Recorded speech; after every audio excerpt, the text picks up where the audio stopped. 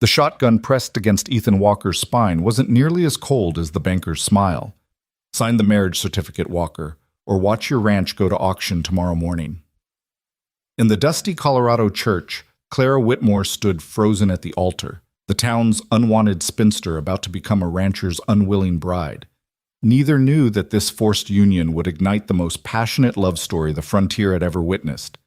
Welcome to a tale where enemies become lovers, and a marriage of desperation transforms into destiny. I'm sharing this story from Denver, Colorado. Comment below where you're watching from, and let's see how far our story travels today. The morning of August 15, 1881, dawned with an oppressive heat that seemed to press down on the small town of Silver Creek, Colorado. The air hung thick and still, as if nature itself held its breath for what was about to unfold in the weathered wooden church at the center of Main Street. Ethan Walker stood before the altar, his calloused hands clenched into fists at his sides. At 32, he cut an imposing figure, 6 feet 2 inches of lean muscle earned from years of working his ranch, with sun-weathered skin and eyes the color of winter storm clouds. Those eyes, which once held warmth and laughter, now blazed with barely contained fury as he stared at the cross hanging above the altar. "This is wrong," he muttered under his breath, his jaw clenched so tight his teeth ached. Behind him, Harold Morrison, the town's banker and self-appointed moral authority, cleared his throat. "Wrong or right doesn't matter much when you're 3 months behind on your loan payments, does it, Walker?" The banker's voice dripped with false sympathy. "You should be thanking me for arranging this solution. Not many men would be so generous." Ethan's hands tightened further, his knuckles white. Generous. The word tasted like ash in his mouth. Morrison had cornered him 2 days ago with an ultimatum that still rang in his ears. Marry Clara Whitmore, the town's spinster schoolteacher, or lose everything his late wife Margaret had helped him build. "Margaret's barely been in the ground 8 months," Ethan had protested in Morrison's office, his voice raw with grief and rage. "And that's 8 months too long for a motherless child to be running wild," Morrison had countered, his thin lips curving into what passed for a smile. "Little Sophie needs a woman's influence. The whole town's been talking about it. Besides, Miss Whitmore's situation is, shall we say, equally desperate. Her position at the school is being reconsidered, given her advanced age and unmarried status. 28 and still unwed. It's unseemly for someone teaching our impressionable young ladies." The banker had leaned back in his leather chair, fingers steepled like a spider contemplating its web. "Marry her, Walker, and I'll extend your loan by 6 months. Give you time to get the ranch back on its feet. Miss Whitmore keeps her respectability, your daughter gets a mother, and you keep your land. Everyone wins." Everyone wins. Ethan wanted to laugh at the absurdity of it. Nobody was winning today, least of all the woman being forced to bind herself to a man who didn't want her. The church door creaked open, and Ethan's thoughts scattered like startled crows. He didn't turn around, but he could hear the whispers ripple through the small gathering of townspeople who'd come to witness this spectacle. Silver Creek loved nothing more than a scandal, and this forced marriage had given them enough gossip to last through winter. "She's here," someone whispered. "Poor thing, having to marry beneath her station," another voice murmured. "Better than dying an old maid," came the sharp retort. Ethan's jaw clenched tighter. He could hear the rustle of fabric as Clara Whitmore made her way down the aisle. Still, he didn't turn. He couldn't bear to see the resignation that must surely be written across her face, a mirror of his own. Clara Whitmore had arrived in Silver Creek 3 years ago from Boston, a mystery wrapped in proper Eastern manners and elegant speech.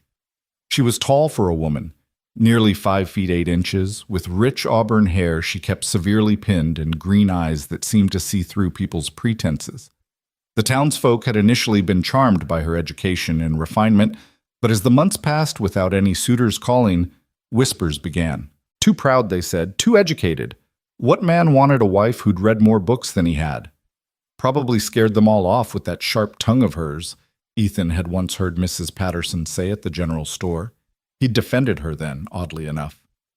Nothing wrong with a woman who speaks her mind, he'd said, thinking of Margaret, who'd never been afraid to tell him when he was being a fool.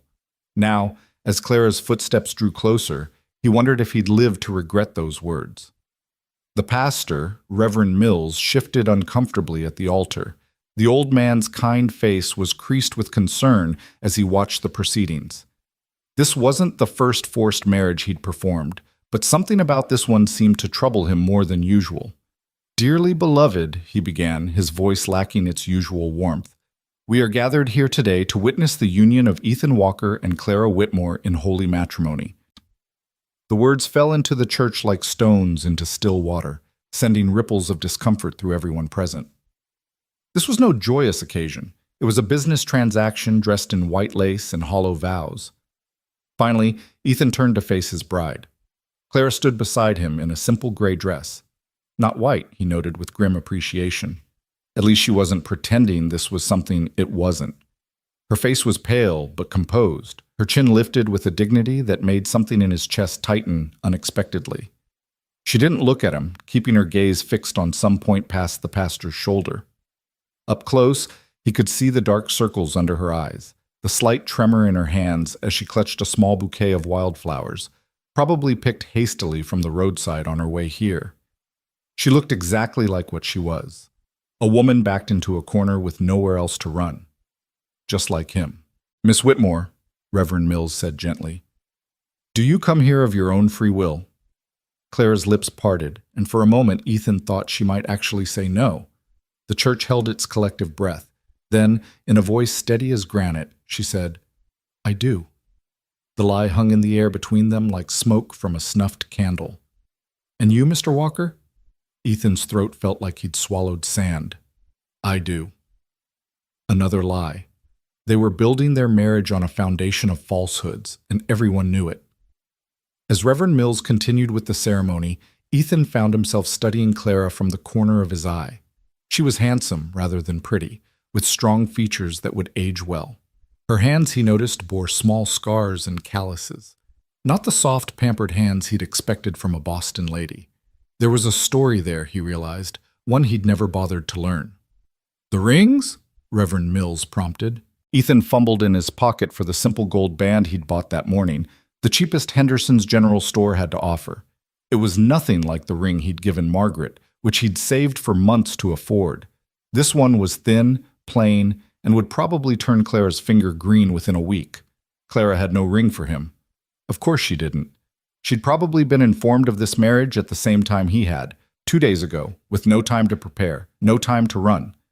As he slipped the ring onto her finger, their hands touched for the first time. Hers were ice cold despite the heat of the day. She flinched at the contact so slightly that only he noticed, but it was enough to make his stomach turn with self-loathing. What kind of man had he become, forcing a woman to marry him? "You may kiss the bride," Reverend Mills said, though he looked as though he'd rather be anywhere else. Ethan turned to Clara, meeting her eyes for the first time. They were green, yes, but not the simple green he'd thought. They were the color of sage in the morning light, flecked with gold and rimmed with darker forest green. And in them he saw not fear or sadness, but something that surprised him: defiance. She lifted her chin slightly, as if daring him to kiss her, to seal this farce with an intimacy neither of them wanted. He leaned in, meaning to brush his lips against her cheek, the minimum required to satisfy the ceremony. But at the last moment she turned her head, and his lips grazed the corner of her mouth instead. The contact was brief, barely a whisper of touch, but it sent an unexpected jolt through him like lightning striking dry prairie grass. Clara pulled back immediately, her cheeks flushing pink. "It's done then," she said, her voice low enough that only he could hear. "We're bound." Bound, like prisoners, like animals in a trap. The small congregation offered scattered, uncomfortable applause as they turned to face them. Mrs. Patterson was already whispering to Mrs. Henderson, no doubt commenting on Clara's dress or the brevity of the kiss. The men looked anywhere but at Ethan, probably thinking of their own wives, their own choices. Grateful they weren't standing in his boots. Morrison stood near the back, his satisfaction evident in every line of his corpulent frame. He nodded once at Ethan, a reminder of who held the real power here. "Shall we?" Clara said, her voice carefully neutral. She didn't take his arm, instead walking beside him down the aisle with a foot of space between them. Might as well have been a canyon. Outside the church, the sun beat down mercilessly. Ethan's wagon waited, loaded with supplies from his monthly trip to town. His horse, Zeus, stamped impatiently, eager to return to the ranch. In the back of the wagon sat a small trunk, all of Clara's worldly possessions, he realized with a start. Her entire life reduced to what could fit in a wooden box. "Your things," he started. "That's all of it," she said crisply. "The boarding house was quite eager to see me gone.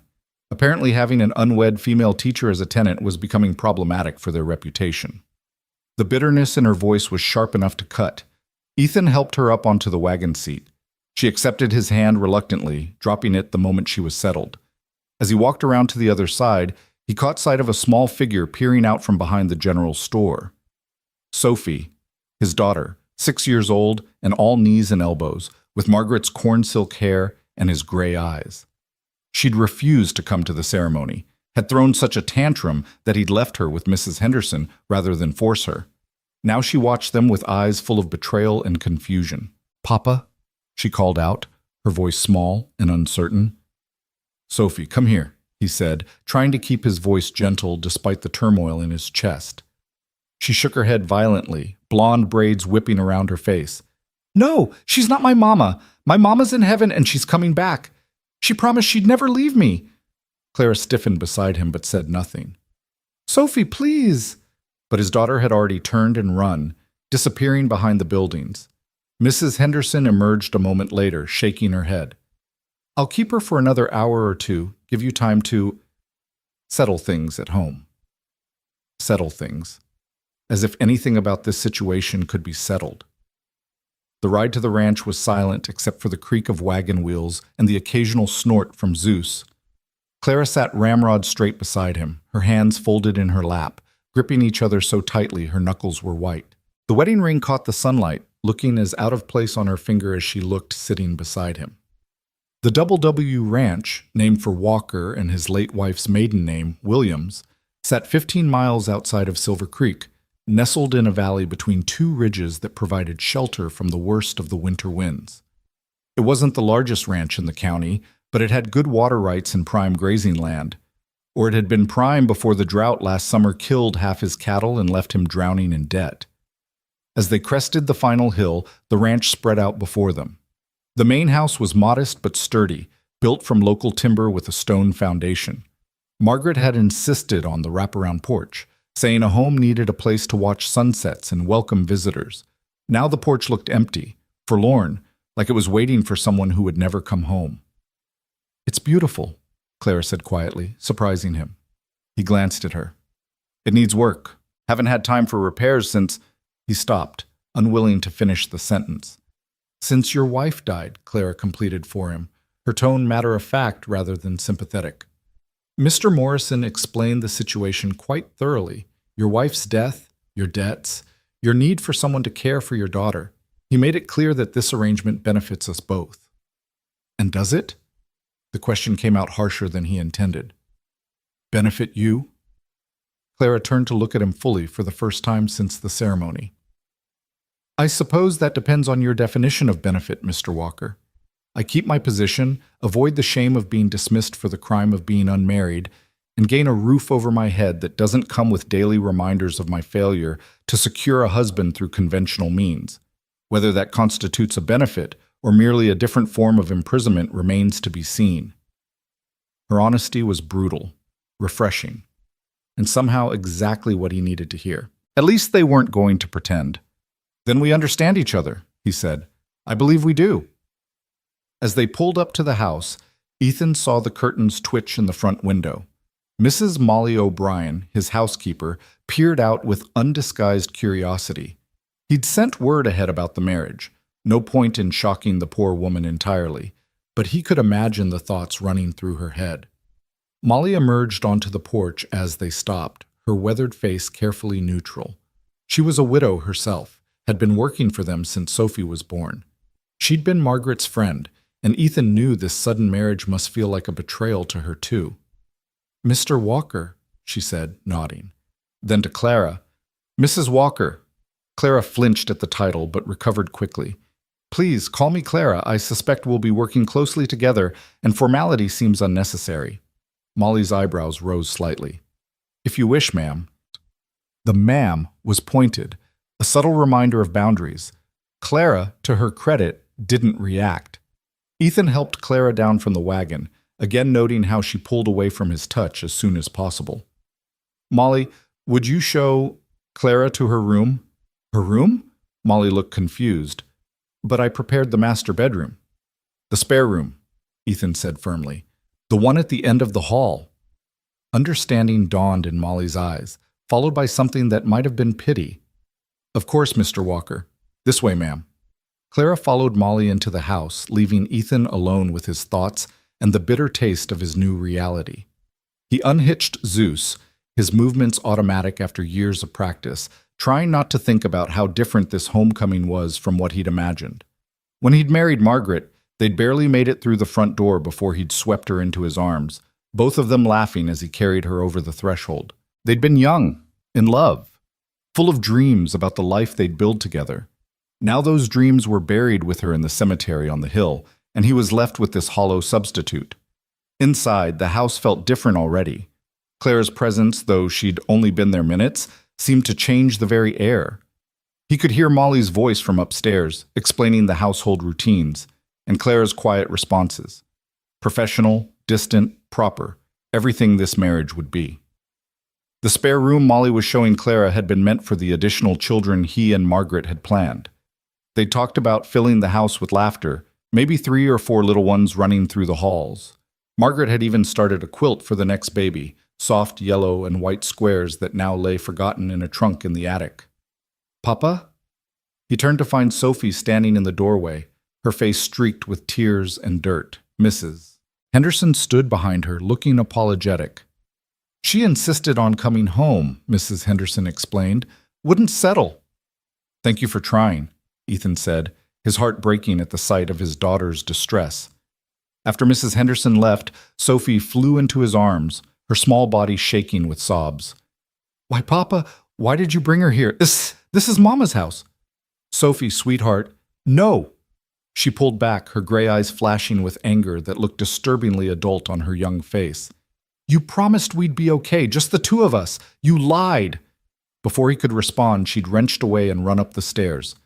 He heard her bedroom door slam, the sound echoing through the house like a gunshot. Children adjust, Claire's voice came from behind him.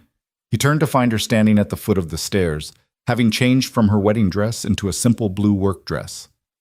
It will take time, but they adjust. Speaking from experience? The question came out more sarcastically than he'd intended. As a matter of fact, yes. Her chin lifted. I've taught dozens of children, Mr. Walker. I've seen them weather far worse storms than a new stepmother.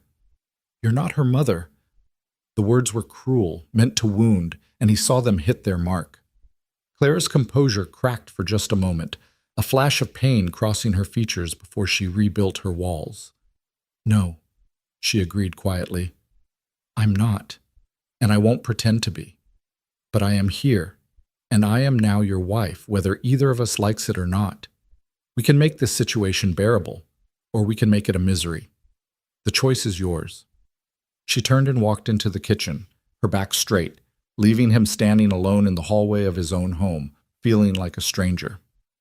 Dinner that evening was a disaster. Molly had prepared a fine meal, roasted chicken with potatoes and green beans from the garden, but it might as well have been sawdust. Sophie refused to come down, despite Ethan's repeated calls. Clara sat at Margaret's place at the table, though she'd tried to take a different chair before Molly had firmly directed her to the foot of the table opposite Ethan. It's your place now, Molly had said, though her tone suggested she didn't entirely approve. They ate in silence, the clink of silverware against plates unnaturally loud. Clara cut her food into precise, small pieces, chewing each bite thoroughly. Her manners were impeccable, her posture perfect. Everything about her screamed refinement and education, so different from Margaret's easy, natural grace. The chicken is excellent, Mrs. O'Brien, Clara finally said. Thank you, ma'am. More silence. I understand you have a library, Clara ventured, looking at Ethan. He nearly choked on his potato. A library? Mr. Morrison mentioned you had books. I thought perhaps a few shelves in the study, nothing fancy. He didn't mention that most of them had been Margaret's. that he hadn't been able to bring himself to even enter the study since her death. I see. Would you mind if I do whatever you want? The words came out harsh, dismissive. He saw her flinch slightly, saw Molly's disapproving look, but he couldn't seem to stop himself. This is your home now, after all. Clara set down her fork carefully. Mr. Walker, I understand this situation is not what either of us would have chosen, but taking your anger out on me serves no purpose. I didn't force you to marry me any more than you forced me. We are both victims of circumstance, and I would appreciate it if you could remember that. Her words were calm, measured, but there was steel beneath them. Ethan felt properly chastised, like a schoolboy caught pulling pigtails. You're right, he admitted grudgingly. My apologies. She nodded, picking up her fork again. Perhaps we should establish some ground rules for coexistence, such as we maintain separate rooms, as you've already arranged. We present a united front in public for appearance's sake. In private, we need not pretend affection we don't feel. I will fulfill the duties of running the household and caring for Sophie, should she allow it. You continue running the ranch. We stay out of each other's way as much as possible.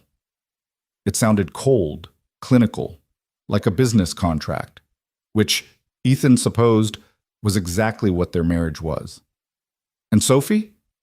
I won't force myself on her. Children can't be rushed in matters of the heart.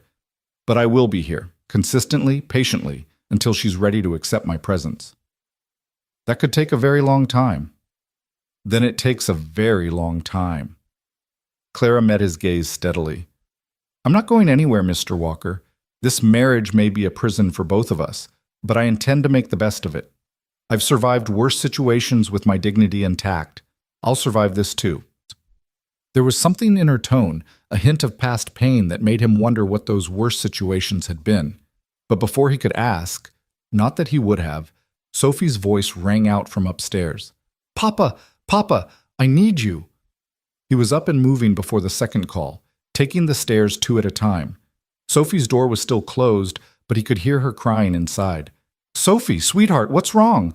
I had a bad dream. About Mama. His heart clenched. The nightmares had been frequent in the months after Margaret's death, but they'd been getting better. Until today. Can I come in? Only you, not her. He entered to find Sophie huddled in her bed, her favorite doll, one Margaret had made for her, clutched to her chest. Her face was red and blotchy from crying. Tell me about the dream, he said, sitting on the edge of her bed. Mama was trying to come home, but she couldn't find the house because everything was different, because she was here. The venom in that last word was painful to hear from such a young child. Sophie, your mama isn't coming back. We've talked about this. But why did you have to bring someone else? Why couldn't it just be us? How could he explain to a 6-year-old about mortgages and debts, about the crushing weight of trying to hold everything together alone? How could he tell her that some nights he stood in the barn and screamed into the darkness because the grief was eating him alive? That he'd married Clara not just to save the ranch, but because Morrison was right. He was failing Sophie, failing to be both mother and father, failing to keep his promise to Margaret to take care of their little girl. Sometimes adults have to make hard choices, he said finally. This was one of them. I hate her, Sophie whispered. You don't even know her. I don't want to know her. Ethan sighed, pulling Sophie into his arms. She came willingly, burying her face in his shirt. I'm not asking you to love her, Sophie. I'm just asking you to be polite. Can you do that? For me? Sophie was quiet for a long moment. Will you make her go away if I'm good? Sophie, will you? We'll see, he said, hating himself for the half-truth. Now, try to get some sleep. He stayed until her breathing evened out, then carefully extracted himself and headed back downstairs. Clara was no longer in the dining room, but he found her in the kitchen, helping Molly with the dishes despite the older woman's protests. I'm perfectly capable, Mrs. O'Brien. I've been taking care of myself for years. It's not proper, Molly insisted. You're the lady of the house now. I'm a woman who knows how to wash dishes, Clara corrected gently, and I'd rather be useful than ornamental. She looked up as Ethan entered, her hands still in the soapy water. Is Sophie all right? Nightmare, he said shortly. About her mother? He nodded. That's natural. Change is frightening for children. She's processing grief and fear of abandonment simultaneously. She's 6, Ethan said defensively. She doesn't need to be analyzed. Clara dried her hands on a towel, her movements careful and deliberate. Understanding emotions doesn't diminish them, Mr. Walker, but if you'd prefer I not offer insights about your daughter, I'll refrain. There it was again, that calm, measured response to his rudeness. It was almost worse than if she'd gotten angry. Anger he could fight against. This quiet dignity left him feeling like a brute. I'm going to check on the horses, he said abruptly.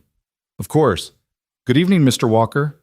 He escaped to the barn, where the familiar smells of hay and horse and leather welcomed him.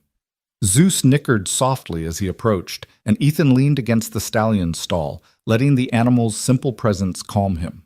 This was where he'd proposed to Margaret, right here in this barn. She'd been helping him with the difficult foaling, her hair coming loose from its pins, her dress stained with blood and birth fluids, and she'd never looked more beautiful to him. When the foal had finally stood on shaky legs, he'd dropped to one knee right there in the straw and asked her to be his wife. She'd laughed and cried at the same time, saying yes before he'd even finished the question. Now he was married to a woman whose last name he'd barely known this morning, whose favorite color he couldn't guess, whose dreams and fears were complete mysteries to him. The barn door creaked open, and he tensed, expecting Clara. But it was Molly, carrying a lantern and wearing her shawl against the evening chill. You planning to sleep out here? She asked. Considering it, Molly hung the lantern on a hook and leaned against the opposite stall. She's not what I expected. What did you expect? Someone weaker, I suppose. More desperate. But that one's got steel in her spine. Is that supposed to be a compliment? It's an observation. Molly studied him with eyes that had seen too much life to be fooled by his gruff exterior. Margaret wouldn't want this for you, you know. This anger, this bitterness. Margaret would understand about saving the ranch she loved. The ranch, maybe, but treating that woman like she's the enemy? Margaret would have your hide for that. She was right, and he knew it. Margaret had never had an unkind word for anyone, always seeing the best in people even when they didn't deserve it. She would have welcomed Clara, probably would have had them being friends within an hour. It's too hard, Molly, he admitted, his voice breaking. Looking at her sitting in Margaret's chair, knowing she'll be sleeping under Margaret's roof, taking care of Margaret's daughter. None of that belongs to Margaret anymore, boy, Molly said gently. It belongs to the living, and that includes you and that little girl who needs a mother, whether she knows it or not. Sophie will never accept her. Sophie's 6. 6-year-olds say they'll never eat vegetables either, but somehow they grow up just fine. Molly pulled her shawl tighter. Give it time. Both of you need to give it time. She left him alone with his thoughts and the soft sounds of horses settling for the night. Eventually, he had to go back inside. The house was quiet, a single lamp burning in the hallway. Clara's door at the end of the hall was closed, no light showing beneath it. He paused outside the master bedroom. His bedroom now, his alone. The room still smelled faintly of Margaret's lavender soap, though it had been months since she'd used it. Her clothes still hung in the wardrobe. He hadn't been able to bring himself to pack them away. Her brush still sat on the dresser, a few golden hairs still caught in its bristles. Tomorrow, he thought. Tomorrow he'd have Molly pack everything away. It wasn't fair to Clara living in a shrine to another woman. It wasn't fair to Sophie, who needed to accept that her mother wasn't coming back. And it wasn't fair to him, torturing himself with ghosts. But tonight, he lay in the bed he'd shared with his wife, staring at the ceiling, wondering how everything had gone so wrong so fast. 6 months ago, he'd had everything: a loving wife, a thriving ranch, a happy daughter. Now he had debts, a child who cried herself to sleep, and a stranger living down the hall who wore his ring but would never have his heart. The moonlight streaming through the window illuminated Margaret's sampler on the wall, the one she'd stitched during her pregnancy with Sophie. Home is where love lives. The words seemed to mock him now. What happened to a home when love died? What became of it when duty and desperation moved in where love used to be? Somewhere in the house, a floorboard creaked. Clara, moving around, perhaps unable to sleep in her new surroundings. He wondered what she was thinking, if she was crying into her pillow or staring dry-eyed at the ceiling like him. Did she have someone she'd left behind, A love that circumstances had torn away from her? Or had she always been alone, always on the outside looking in at other people's happiness? He realized with a start that he knew almost nothing about her. 3 years she'd been in Silver Creek, and all he knew was that she came from Boston, taught school, and read books. Who were her parents? Why had she left Boston? What had driven her west to a small Colorado town where she knew no one? The questions nagged at him, but he pushed them away. It didn't matter. They were married now, bound by law and necessity, but that didn't mean he had to know her. They could live as polite strangers, sharing a house, but not a life. It would be easier that way, safer. Because if he let himself know her, if he let her become real to him, then he might start to feel something. And feeling anything beyond the grief that had become his constant companion seemed like the ultimate betrayal of Margaret's memory. The clock in the hallway chimed midnight, marking the end of his wedding day. Ethan Walker closed his eyes and tried not to think about how many more empty days stretched ahead of him, tried not to wonder if Clara was lying awake counting them too, tried not to imagine what might have been if circumstances had been different for them both.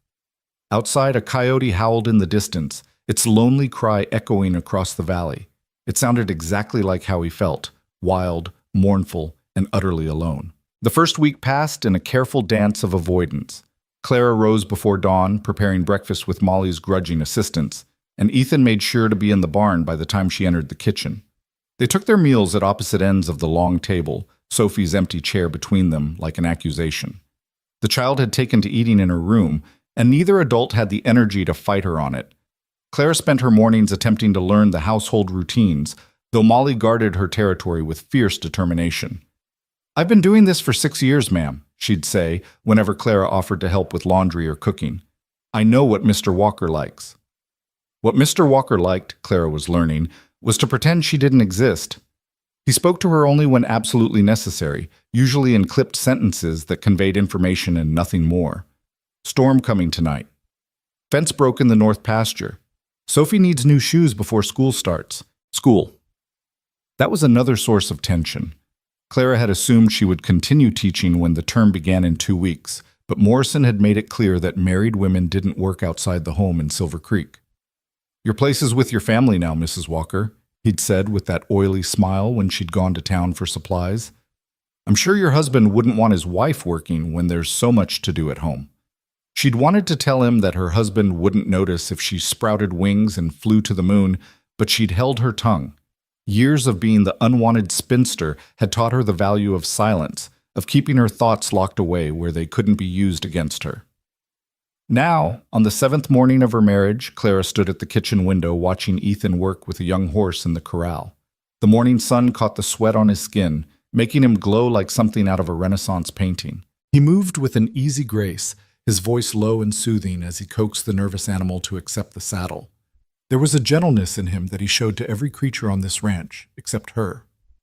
"He's good with horses," Molly said, coming to stand beside her. "Has a gift for it. Margaret used to say he could whisper the wildness right out of them." Margaret, always Margaret. The ghost that haunted every room, every conversation. Clara had found evidence of her predecessor everywhere. A forgotten hairpin under the bureau, recipes written in a flowing hand tucked into the cookbook, a half-finished letter to a cousin in Texas, still sitting in the desk drawer. The whole house was a monument to a dead woman's memory.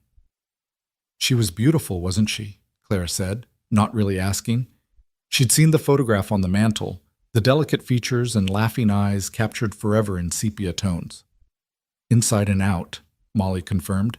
"Never knew her to say an unkind word about anyone. She had a way of making everyone feel special, like they were the most important person in the world when she talked to them. Everything Clara wasn't.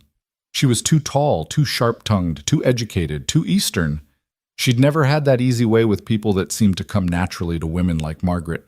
She'd always been the one standing at the edge of gatherings, book in hand, watching others dance and laugh and fall in love. "You're not trying to be her, are you?"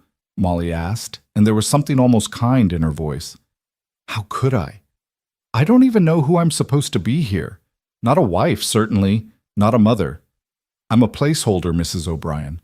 A warm body to satisfy the bank and the town gossips."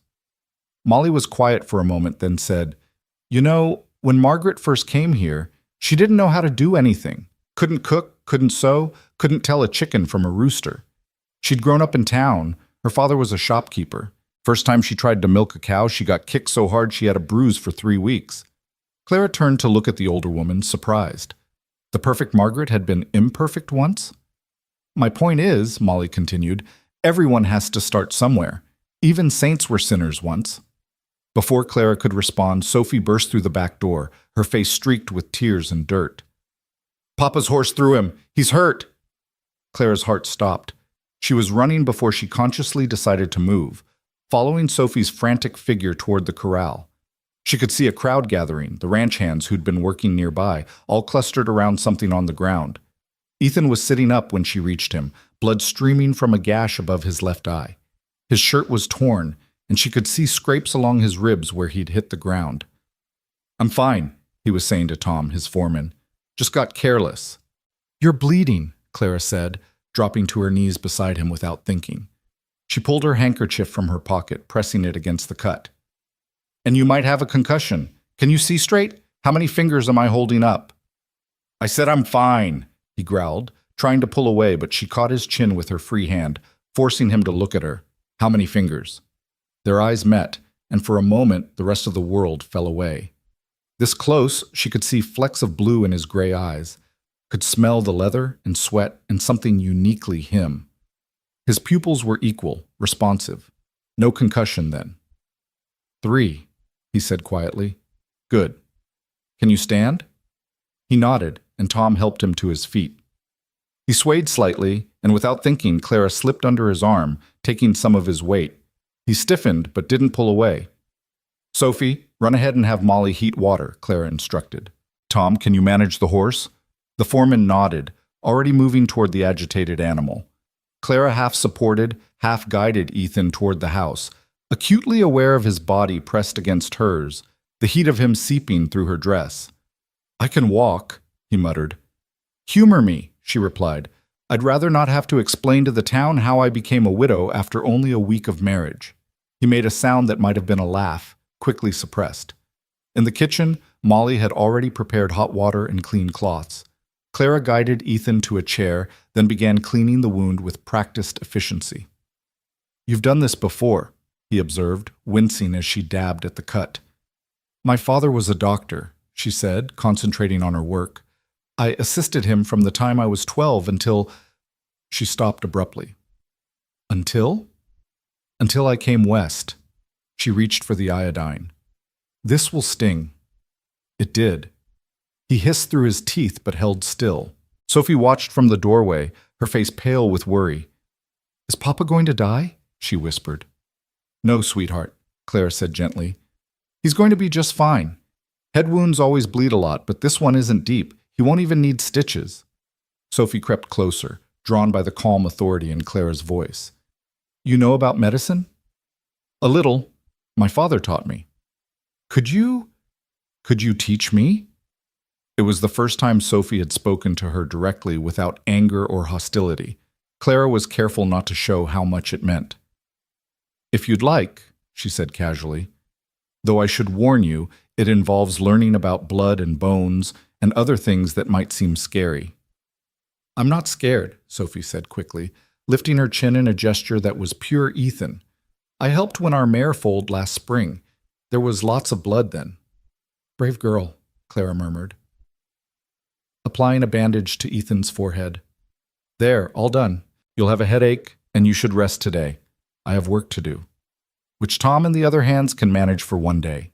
She began packing away the medical supplies. Or would you prefer to pass out in the field and really give Sophie something to worry about? Their eyes met again, a silent battle of wills. Sophie watched them both, her gaze darting between them like she was watching a tennis match. Finally, Ethan relented. Fine. Half a day. The whole day? Until after lunch? Until tomorrow morning? You're awfully bossy for someone who's been here a week. And you're awfully stubborn for someone who just got thrown from a horse. Sophie giggled. Actually giggled, and both adults turned to stare at her. She immediately covered her mouth, looking guilty for finding anything amusing in Clara's presence. Why don't you sit with your father for a while? Clara suggested. Make sure he doesn't try to sneak out to the barn when I'm not looking. Sophie nodded solemnly, taking her duty seriously. She pulled a chair close to Ethan's, her small hand reaching out to touch his arm, as if reassuring herself he was really okay. Clara busied herself at the stove, giving them space but listening to their quiet conversation. Sophie was telling him about a bird's nest she'd found, her voice animated in a way Clara hadn't heard before. Ethan responded with genuine interest, asking questions, making suggestions about what kind of bird it might be. This was who they were without the weight of grief and resentment, a father and daughter who adored each other, who found joy in simple discoveries. Clara felt like an intruder witnessing something private and precious. "Miss Clara?" Sophie's voice startled her. "Could you teach me now? About medicine?" Clara glanced at Ethan, who shrugged slightly. Not exactly permission, but not refusal either. "We could start with something simple," Clara said carefully. "Would you like to learn how to make a healing salve? It's good for cuts and scrapes." Sophie nodded eagerly, and for the next hour, Clara taught her how to mix herbs and beeswax, how to test the consistency, how to store it properly. The child was a quick learner, asking intelligent questions, showing a focus that reminded Clara of herself at that age, hungry for knowledge in any form. "My mama used to make something that smelled like roses," Sophie said suddenly, her hands stilling in their work. "For her hands," she said. "Rose hip oil, probably," Clara said gently. "Would you like to learn to make that too?" Sophie bit her lip, clearly torn between loyalty to her mother's memory and curiosity. Finally, curiosity won. "Maybe. If it's not the same. If it's different from Mama's." "Everything we make will be different," Clara assured her. "This is our recipe, yours and mine, not anyone else's." Sophie seemed satisfied with that, returning to her work with renewed concentration. Ethan watched them from his chair, his expression unreadable. Clara couldn't tell if he was angry about Sophie warming to her or relieved that his daughter was showing interest in something besides grief. The peace was shattered by the sound of horses approaching fast. Tom burst through the door, his face grim. "Boss, we got trouble. Morrison's here with some men, saying something about inspecting the property." Ethan was on his feet immediately, swaying only slightly. "What kind of inspection?" "The kind where they're looking for reasons to call in your loan early," Tom said bluntly. "He's got that smile on his face, the one that means someone's about to lose everything." Clara felt her stomach drop. She'd seen that smile, knew exactly what it meant. Morrison was a predator who fed on others' misfortunes, and he'd clearly decided that forcing this marriage wasn't enough. "I'll talk to him," Ethan said, heading for the door. "Wait," Clara said. "Let me come with you." "This isn't your problem." "I'm your wife. Legally, that makes it very much my problem." She untied her apron, smoothing her hair. "Besides, Morrison might be less aggressive with a lady present." Ethan looked like he wanted to argue, but Tom nodded. "She's got a point, boss. Morrison likes to keep up appearances." They walked out together, not touching but presenting a united front. Morrison sat on his horse like a king surveying his domain, flanked by two men Clara recognized as his enforcers, men who'd thrown more than one family off their land. "Ethan," Morrison said, tipping his hat mockingly. "Mrs. Walker, how lovely you look. Marriage clearly agrees with you." "Mr. Morrison," Clara said coolly, "to what do we owe the pleasure?" "Just a routine inspection. Need to make sure my investment is being properly maintained." His piggy eyes swept over the property, cataloging every loose board, every patch of peeling paint. "I see the barn needs repairs, and that fence line is looking shabby." "Nothing that affects the value of the property," Ethan said tightly. "Oh, but it does. You see, I've had an offer on this land. A very generous offer from someone who could put it to better use. The ranch isn't for sale. Everything's for sale at the right price.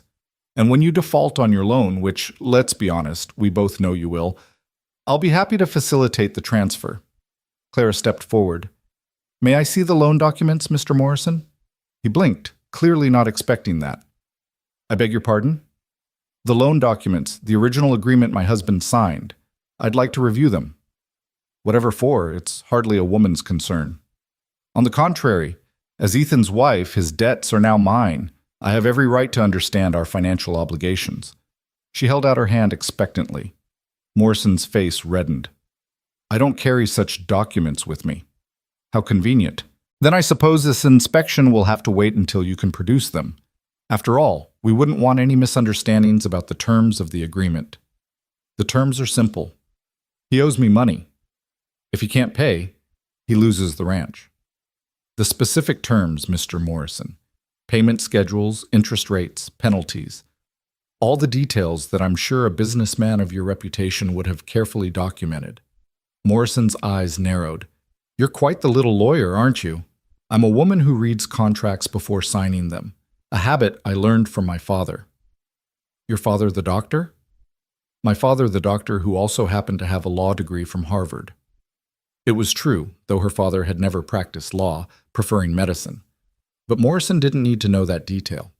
The banker's face went from red to purple. You can't. I can, and I will request a full accounting of this loan, Mr. Morrison.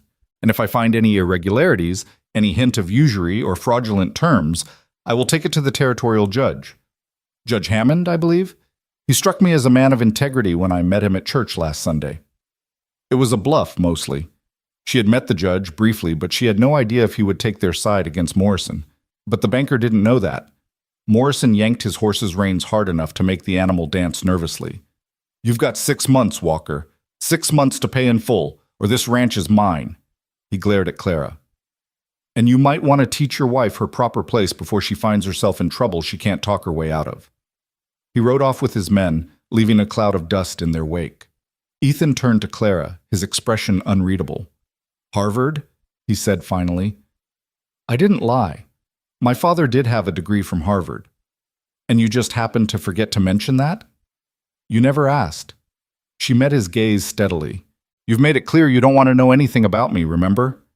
He was quiet for a moment, then said, That was impressive. What you did there. It was a delay tactic, nothing more. He'll be back and he'll be angrier. Still, you didn't have to do that. This isn't your fight. Yes, it is. She gestured to the ranch around them. This is my home now, whether either of us likes it or not. If Morrison takes this ranch, I lose too. Sophie loses. We all lose. So it's about self-preservation. Partly.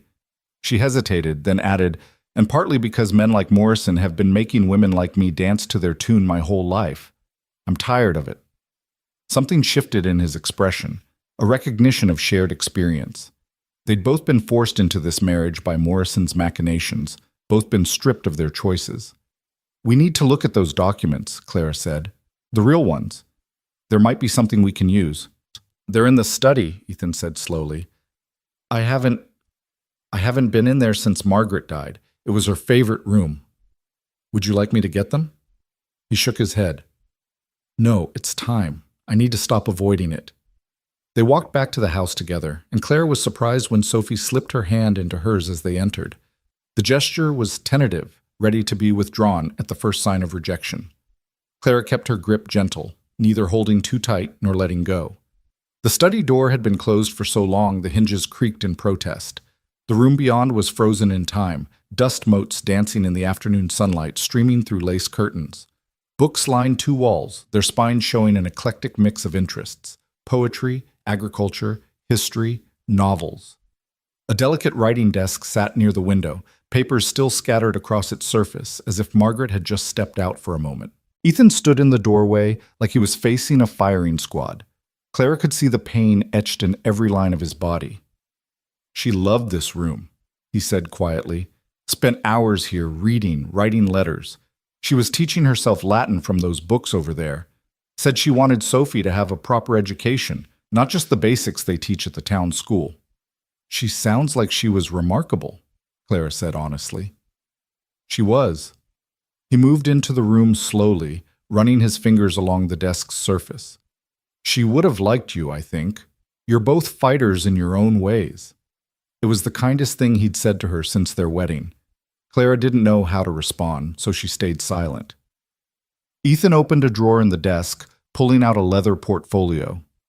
The loan documents are in here. Margaret kept all the important papers organized. She had a better head for numbers than I did. They spread the papers on the desk, Clara pulling up a chair while Ethan stood behind her, close enough that she could feel the warmth radiating from his body. Sophie had wandered over to the bookshelves, running her small fingers along the spines with reverent care. "Here," Clara said, pointing to a clause in the contract. "This interest rate is higher than what he told you originally, isn't it?" "Yes." "He said it was 8%, but this says 12. And here, this penalty clause. It says if you miss even one payment, he can call in the entire loan immediately. That's not standard." "I didn't read it carefully," Ethan admitted. "Margaret was sick, dying, and I just needed money for the doctor, for medicine. I would have signed anything." Clara heard the guilt in his voice, the self-recrimination. "He took advantage of your desperation. That's what men like Morrison do." She continued reading, her finger tracking along the lines of text. There was something here, something not quite right about the language, the terms. Her father had taught her to read contracts, had shown her how unscrupulous men hid their tricks in legal language. "Wait," she said suddenly. "This date. When did you sign this?" "March 15th. But this is dated March 20th. And look, the interest rate calculation starts from March 1st, not the date of signing." Ethan leaned closer, his breath stirring her hair. "He's been charging me interest for weeks before I even got the money?" "Not just that. If the date is wrong, the whole contract might be void, or at least questionable enough to take to a judge." She turned to look at him, not realizing how close he was. Their faces were inches apart, close enough that she could see the gold flecks in his gray eyes, could count his eyelashes. For a moment, neither moved. The air between them seemed to crackle with sudden awareness. Clara's heart thundered in her chest, and she saw Ethan's eyes drop to her lips for just an instant before he pulled back, clearing his throat. "We should take this to a lawyer," he said, his voice rougher than usual. "Do you know one you trust?" "There's a man in Denver, Samuel Fletcher.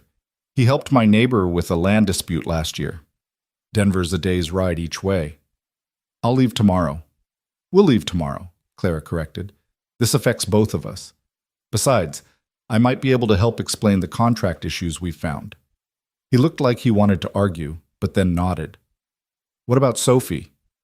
"I can stay with Molly," Sophie piped up from where she'd been listening.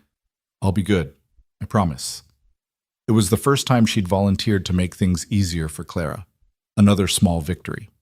That evening, dinner was different. They still sat at opposite ends of the table, but Sophie joined them, chattering about what she'd learned making the salve. Ethan actually responded to Clara's questions about the ranch, explaining their water rights, the grazing rotation, the plans he'd had for expansion before everything fell apart. "You could still do it," Clara said. "If we can get Morrison off our backs, those plans could work." "We?" Ethan raised an eyebrow. "Like it or not, we're partners now. Your success is mine. Your failure is mine." "That's a heavy burden to put on you." "I've carried heavier," she said quietly, and again he gave her that look like he was trying to solve a puzzle. After Sophie went to bed, only one request for Ethan instead of 3, progress, Clara found herself alone with him on the porch. The evening was cool, stars beginning to emerge in the darkening sky. She'd brought out coffee, and they sat in the 2 rocking chairs, not talking, but not exactly uncomfortable either. "Why did you really come west?" Ethan asked suddenly. Clara was quiet for a long moment, debating how much to reveal. "My father died," she finally said. "Suddenly. A heart attack. We discovered afterward that he'd been hiding debts, gambling debts. Everything had to be sold. The house, his practice, everything. I had enough money to get away, to start over somewhere where no one knew about the scandal." "And you picked Silver Creek?" "I picked the farthest place from Boston I could afford to reach." She took a sip of coffee. "I thought I could disappear here, be anonymous. Instead, I became the town spinster, the subject of more gossip than I'd ever been back home." "I'm sorry," he said, and she could tell he meant it. "Don't be. I made my choices, just like you made yours. I didn't choose to lose my wife." "No, but you chose to marry me. You could have let Morrison take the ranch, started over somewhere else. This land is all Sophie has left of her mother. I couldn't take that from her too." They lapsed into silence again, but it was more comfortable now, less weighted with resentment. Clara found herself stealing glances at him in the dim light. He was handsome, in a rough-hewn way, with strong features and capable hands. Under different circumstances, she might have. No, she couldn't think like that. This was a business arrangement, nothing more. The fact that her heart had raced when he'd been close to her in the study meant nothing. She was simply lonely, responding to the first bit of kindness he'd shown her. "Thank you," Ethan said suddenly, "for what you did with Morrison, for helping Sophie today, for not giving up even though I've been—" He trailed off. Difficult, stubborn, occasionally insufferable? A smile ghosted across his lips. "I was going to say unwelcoming. That too. I know this isn't what you wanted, Clara, this life, this marriage, but I want you to know. I'll try to make it bearable. I can't offer you love or affection, but I can offer you respect, partnership." It was more than she'd expected, though less than that treacherous part of her heart wanted. "Partnership," she agreed. "That's enough." But as she lay in her narrow bed that night, listening to the old house settle around her, she wondered if it would be enough. She could already feel the walls around her heart beginning to crack, letting in dangerous feelings for a man who would never love her. She thought of the way he'd looked at her in the study, that moment of connection, and ruthlessly pushed the memory away. This was a business arrangement. She needed to remember that. Her heart had no place in this marriage, no matter how much it might want to claim otherwise. She'd survived heartbreak before, though that seemed pale and childish now compared to the complex pain of living with someone who tolerating her presence for necessity's sake. Down the hall, she heard Ethan's footsteps pacing his room. Was he thinking of Margaret, missing her warmth beside him? Or was he perhaps thinking of that moment in the study too, that unexpected spark of something? She turned over, burying her face in the pillow. Tomorrow they would go to Denver, try to save the ranch. Tomorrow they would continue this dance of polite partnership.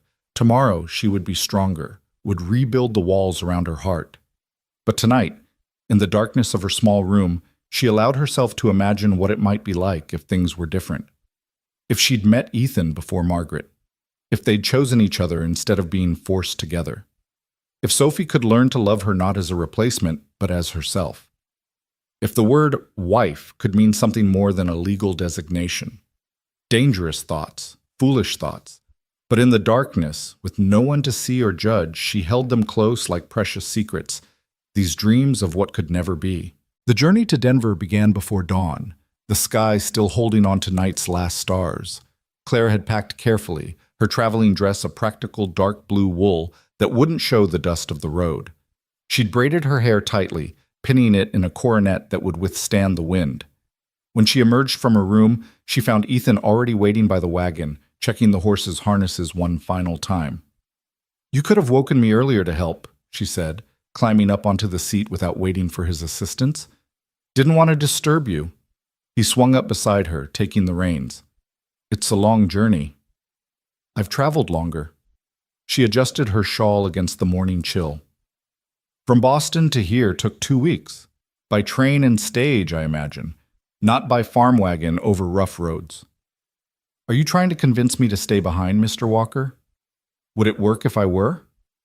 "Not in the slightest." He made that sound again, the one that might have been a laugh if he'd let it fully form. Clara was beginning to recognize it as his way of acknowledging points scored against him. They rode in companionable silence as the sun rose, painting the mountains in shades of rose and gold. Clara found herself mesmerized by the landscape, so different from the crowded streets and gray harbors of Boston. Here, the world seemed endless, full of possibilities and second chances. "It's beautiful," she murmured, not really meaning to speak aloud. "Different from back east?" "Like another world entirely. In Boston, you can't see the horizon, buildings and people everywhere pressing in. Here." She gestured at the vast expanse of prairie and mountain.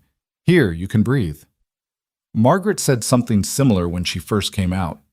His voice was thoughtful rather than pained. Said the space made her feel small but free at the same time.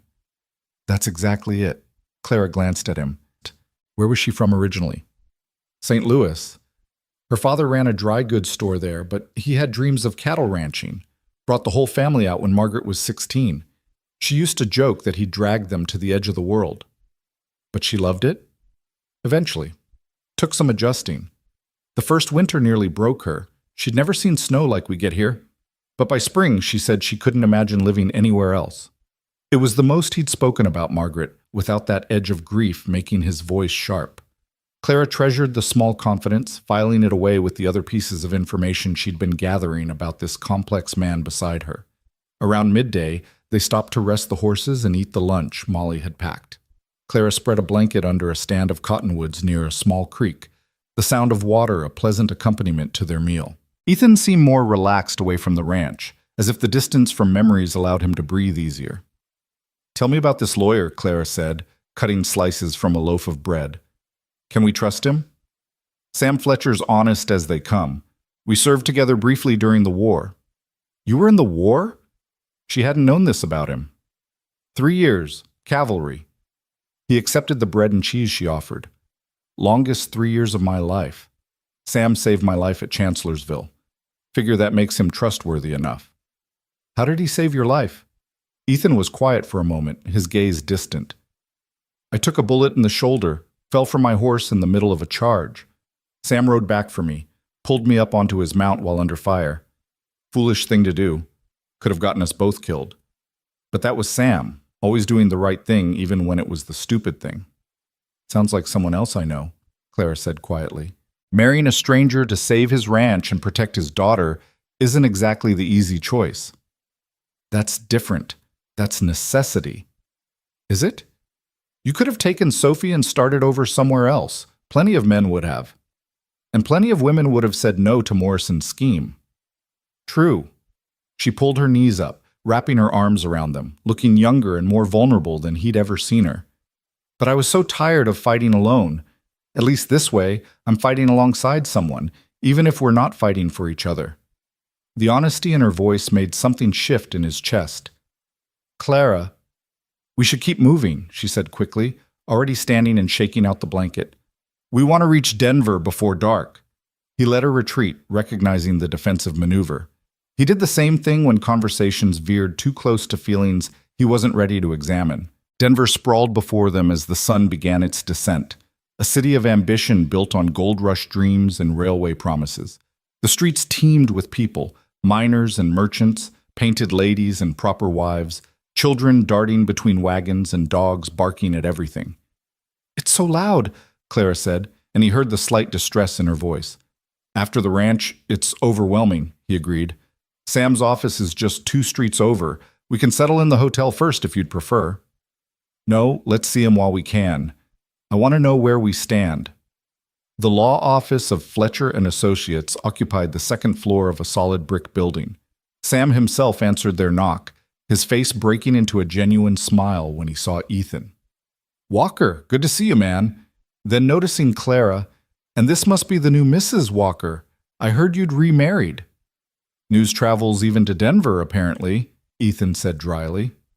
"Sam, this is Clara. Clara, Sam Fletcher." Sam was everything Ethan wasn't: polished, educated, comfortable in his city clothes and manners. He took Clara's hand with practiced gallantry, and Ethan felt an unexpected stab of something that couldn't possibly be jealousy. "A pleasure, Mrs. Walker. Please, come in. What brings you to Denver?" "Lee," Ethan said dryly. "Sam, this is Clara. Clara, Sam Fletcher."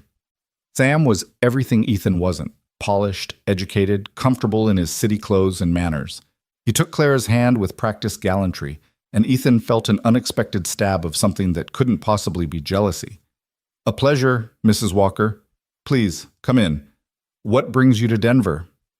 They settled in Sam's office, Clara producing the loan documents from her satchel.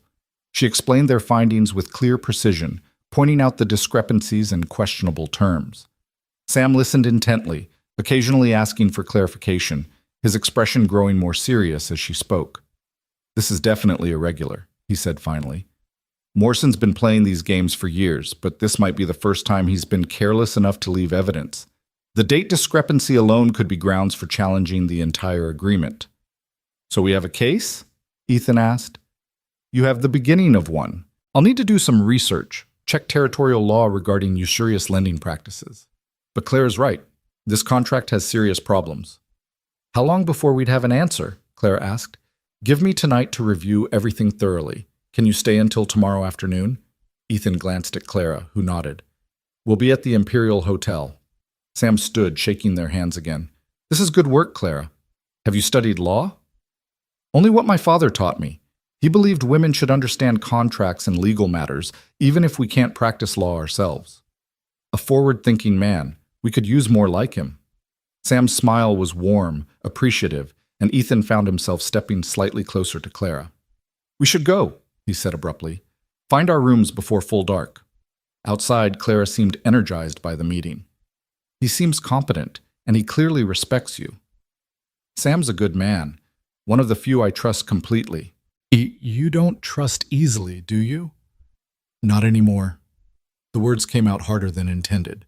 The Imperial Hotel was modest but clean, and Ethan requested 2 rooms as expected, but the clerk shook his head apologetically. I'm sorry, sir, but we only have 1 room available. There's a cattlemen's convention in town, and we're nearly full. Clara's face remained carefully neutral, but Ethan saw her hands tighten on her reticule. We'll find another hotel, Ethan said. I'm afraid you'll find the same situation everywhere, sir. The whole city's booked. You're lucky we have even 1 room.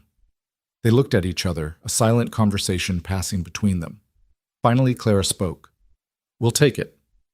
The room was small but pleasant, with a single bed, a washstand, and a chair by the window. They stood awkwardly in the doorway, neither wanting to be the first to enter. I'll sleep in the chair, Ethan said. Don't be ridiculous. You're too tall. You'll be in agony by morning. I'll take the chair. Clara, or we could be adults about this, she said, her cheeks pink but her chin lifted in that defiant way he was beginning to recognize. The bed is large enough. We can share it without anything improper happening.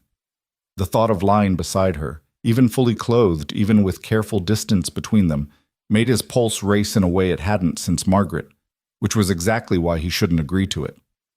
All right, he heard himself say. They took turns preparing for bed, Clara disappearing down the hall to the women's washroom while Ethan changed into the clean shirt and trousers he'd brought. When she returned, she was wearing a high-necked nightgown covered by a wool wrapper, her hair loose in a braid down her back. She looked younger, softer, and he had to turn away from the sight. They lay down with careful precision, each claiming their edge of the mattress with a good foot of space between them. The silence was deafening, broken only by the sounds from the street below and their carefully regulated breathing. Ethan? Clara's voice was barely a whisper in the darkness. Yes? What if this doesn't work? The legal challenge, I mean. What if Morrison still takes the ranch? He stared at the ceiling, considering. Then we start over. Find somewhere else. Build something new. We're married, aren't we? For better or worse. She was quiet for so long he thought she'd fallen asleep. Then, so softly he almost missed it. I never expected you to honor that part. I may not be a good husband, Clara, but I keep my vows. All of them. He felt the mattress shift as she turned to look at him, though he kept his eyes fixed upward. You're not as bad a husband as you think. I've barely been a husband at all. You've been grieving. That's understandable. For how long? How long before it becomes an excuse rather than a reason? There's no timeline for grief, Ethan. It takes what it takes. Margaret would have wanted me to move on, to be happy. But you're not ready. No, he admitted. But I'm trying. You deserve that much, at least. Me, trying. Now she was definitely looking at him. He could feel the weight of her gaze. That's more than I expected when I stood at that altar. Unable to resist, he turned his head to meet her eyes.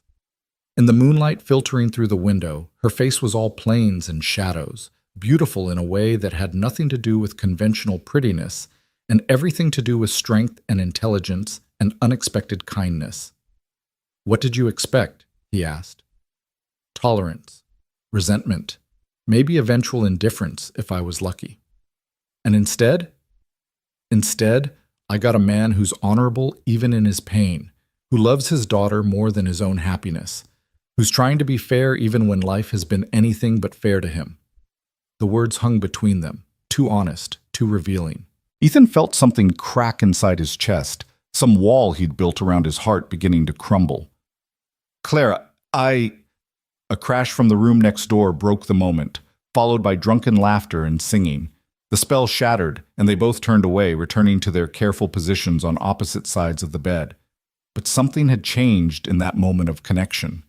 The space between them no longer felt like a gulf, but like a bridge waiting to be crossed.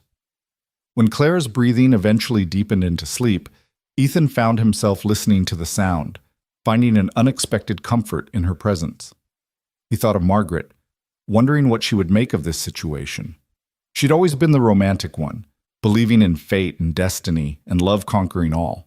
She would probably laugh at the irony of him lying beside a woman he was beginning to respect, maybe even like, while holding himself apart out of loyalty to her memory. "You always were too stubborn for your own good, Ethan Walker," he could almost hear her say. "Stop punishing yourself and that poor woman for being alive." When he finally slept, he dreamed not of Margaret, but of green eyes flecked with gold and a voice saying "we," like it was a promise. Morning came too soon and not soon enough. They dressed with awkward efficiency, careful not to look at each other, both hyper-aware of the intimacy they'd shared. Breakfast in the hotel dining room was a silent affair, though not uncomfortably so.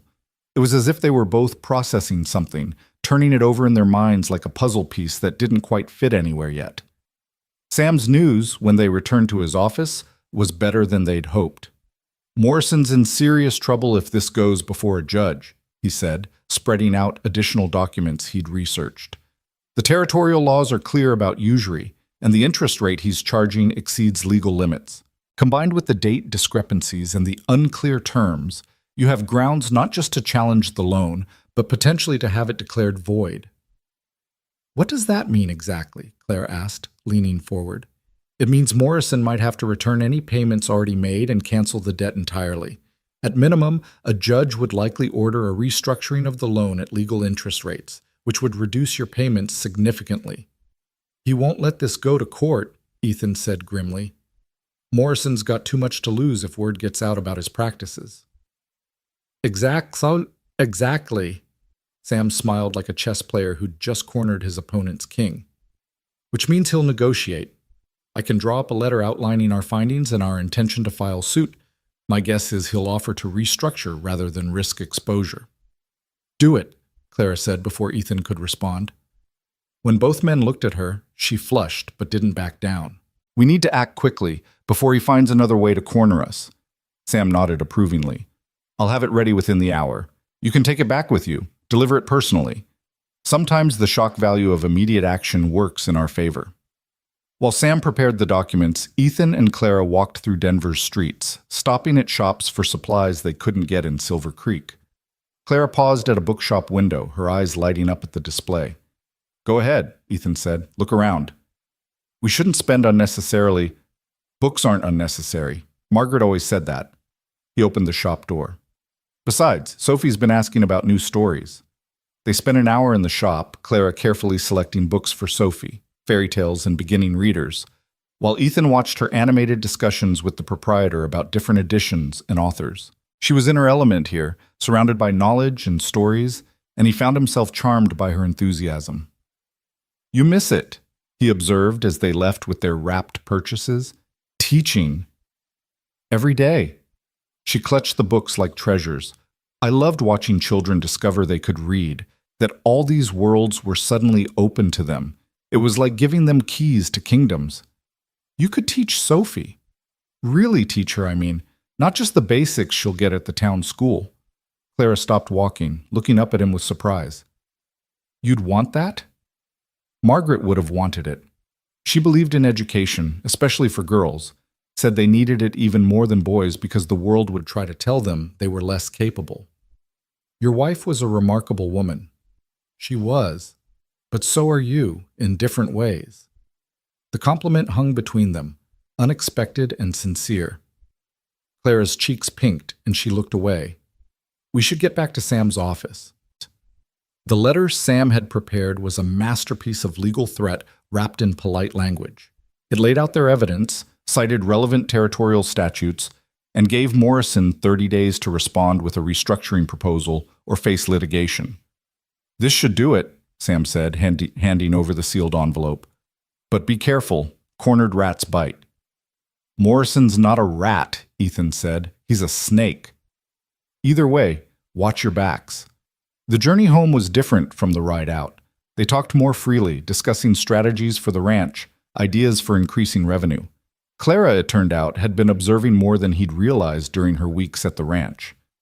You have that section of land by the creek that's too rocky for cattle, she said. But it would be perfect for an orchard. Apples grow well at this altitude, and there's a growing market for them in the mining towns. That would take years to show profit. Yes, but it's a long-term investment. Something for Sophie's future. Something for Sophie's future. The phrase implied permanence, a belief that they would all still be together years from now. Ethan found he didn't hate the idea as much as he would have even a week ago. As they neared the ranch, they saw smoke rising from the direction of the house. Too much smoke. Ethan whipped the horses into a run, his heart pounding with sudden fear. Fire was every rancher's nightmare, capable of destroying everything in minutes. But as they crested the final hill, they saw it wasn't the house burning, but a pile of something in the yard. Sophie was standing near it with Molly, both of them covered in soot, but clearly unharmed. "Papa!" Sophie ran to them as they pulled up. "Mr. Morrison's men came. They said they were taking inventory for when the ranch becomes his, but Tom and the hands ran them off." Ethan jumped down, pulling Sophie into his arms. "Are you hurt? Is anyone hurt?" "No, but they tried to take Mama's things from the study. Molly and I stopped them, and then Tom came, and there was shouting, and Mr. Morrison said you'd be sorry for crossing him." Clara had climbed down too, and to Ethan's surprise, Sophie reached for her with her free arm. Clara didn't hesitate, joining the embrace, the three of them standing together like the family they weren't quite yet. "What's burning?" Clara asked. "Some old furniture from the barn Mr. Morrison's men broke when Tom made them leave," Molly explained. "Figured it was better to burn it than let it clutter things up." But Ethan saw the truth in Tom's eyes when the foreman approached. Whatever Morrison's men had broken had been deliberate, a warning. "Everyone's all right, boss," Tom said quietly. "But they'll be back. Men like that don't give up easy." "No, they don't." Ethan pulled the letter from his coat. "But neither do we. Tom, I need you to ride to town tomorrow. This gets delivered directly to Morrison's hand. Make sure there are witnesses." Tom grinned, understanding. "With pleasure, boss." That night, dinner felt different. Sophie sat between Ethan and Clara instead of just next to her father, chattering about her adventures defending the house. She'd apparently wielded a fire poker while Molly threatened Morrison's men with her cast-iron skillet. "We were very brave," Sophie announced. "Weren't we, Miss Clara?" "You were," Clara agreed, "though I wasn't here for the battle." "But you stood up to Mr. Morrison before, Papa told me. You used big words and made him turn red like a tomato." "Did he now?" Clara glanced at Ethan, who suddenly found his potatoes very interesting. "He said you were magnificent." Sophie sounded out the word carefully. "What does that mean?" "It means impressive," Clara explained, her cheeks pink. "Then you were magnificent, and today Molly and I were magnificent too." "Indeed you were," Ethan agreed, ruffling his daughter's hair. "My magnificent defenders." After Sophie went to bed, asking Clara to tuck her in alongside Ethan, another first, the adults sat on the porch in their customary chairs, but the space between them felt smaller somehow, charged with possibility. "Thank you," Ethan said, "for everything. The legal help, being kind to Sophie, not running when things got dangerous." "Where would I run to?" Clara asked, but her tone was gentle, almost teasing. "Anywhere safer than here. Safety's overrated." She pulled her shawl closer. "Besides, I meant what I said in Denver. We're in this together. Partners. Partners." She stood, pausing at the door. "Ethan, that night in Denver, when you said you keep all your vows, yes? I want you to know I do too. I may not have chosen this marriage, but I choose to honor it. Whatever comes." She went inside before he could respond, leaving him alone with the stars, and the growing realization that somewhere between I do and Denver, he'd begun to see her not as an obligation, but as possibility. Not Margaret, never Margaret, but Clara. Complex, intelligent, brave Clara, who stood up to bullies and taught his daughter about medicine and looked beautiful in moonlight. The thought terrified him. It felt like betrayal, like forgetting, like moving on. But it also felt like spring after a long winter, like the first green shoots pushing through frozen ground. Life insisting on itself despite loss, despite grief, despite the thousand reasons it shouldn't. In the house, he heard Clara moving around her room, preparing for bed. Soon, she'd be lying in that narrow bed, perhaps thinking of their shared night in Denver, perhaps wondering like he was what it meant that the space between them was shrinking with each passing day. Morrison would retaliate. The fight for the ranch was far from over. There would be more challenges, more dangers. But for the first time since Margaret's death, Ethan didn't feel like he was facing them alone. He had Clara now, unexpected, unsought, but increasingly essential Clara. We, she'd said, like it was the most natural thing in the world. And maybe, just maybe, it was starting to be. Morrison's response came 3 days later, delivered not by messenger but by the man himself, accompanied by Sheriff Bradley and 2 deputies. Ethan was mending fence in the north pasture when he saw the riders approaching, their dust cloud visible long before their faces. He whistled sharply, the signal that brought Tom and the other hands running. "Stay calm," he told his men. "No one draws unless they do." But it was Clara who met them at the house, standing on the porch with Sophie behind her, partially hidden by her skirts.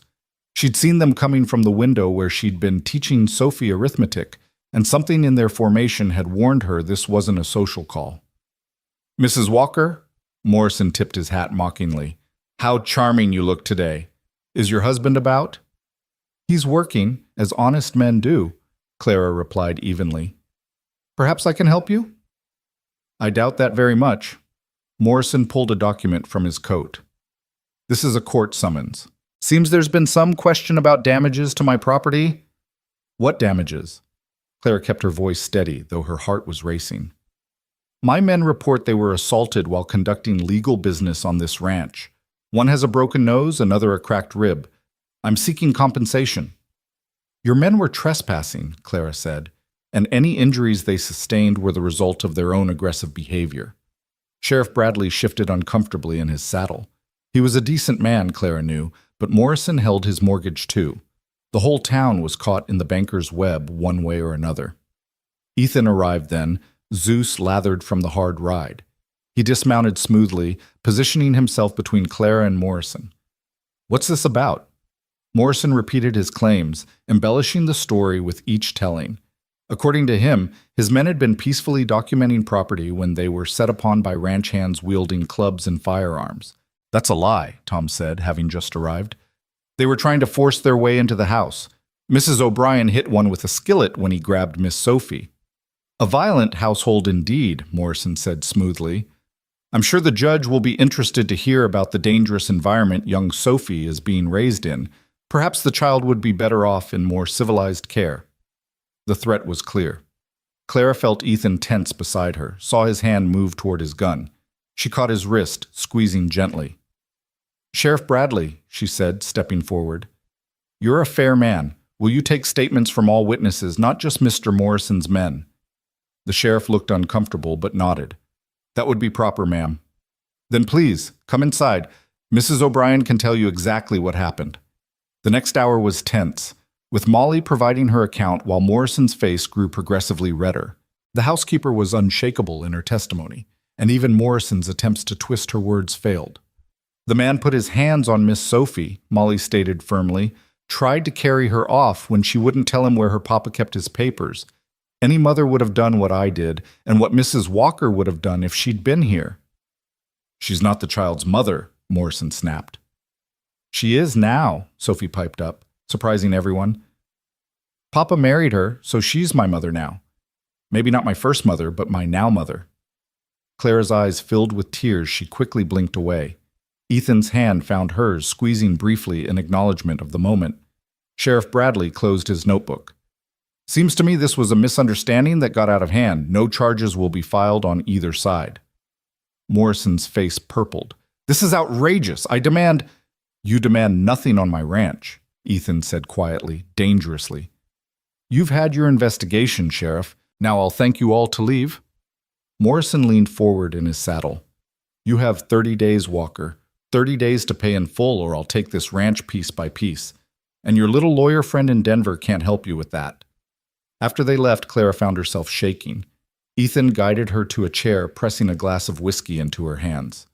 "Drink," he ordered gently. "I don't usually eat. Today you do." The liquor burned, but it stopped the trembling.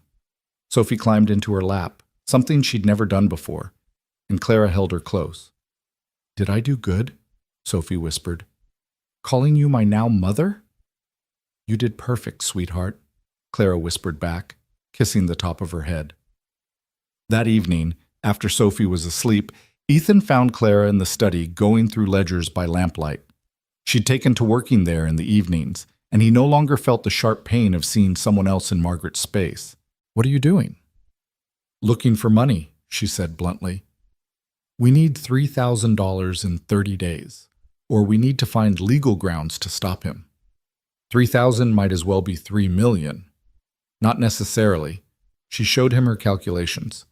"If we sold off some cattle now, even at reduced prices, that's 800. The horses you've been training could bring 500 if we found the right buyer. There's timber on the eastern section we could sell logging rights to. That would destroy the watershed. Not if we limit it, specify which trees." She rubbed her eyes tiredly. "I've been corresponding with some contacts in Boston. There might be investors interested in Western ventures." "You've been writing to Boston?" He was surprised she hadn't mentioned it. "My father's former partner. He's wealthy, always looking for investments. I thought maybe—" She trailed off at his expression. "You hate the idea." "I hate being in debt to anyone else." Even to save the ranch?" He was quiet for a long moment, then sat down across from her. "Tell me about this partner." They worked until past midnight, exploring options, discarding most as impractical or too risky. Finally, Clara set down her pen. "There is one other possibility," she said carefully. "My aunt in Boston. She's wealthy, widowed, no children. She never approved of my coming west, said I was throwing my life away. But if I wrote to her, explained the situation, asked her to save your failure of a marriage," the bitterness in his voice stung. "Is that what this is? A failure? Isn't it? You're trapped on a failing ranch with a man who can't—" He stopped abruptly. "Can't what?" "Can't be the husband you deserve," he finished quietly. "Can't love you the way a husband should love his wife." The words hung between them, heavy with implication.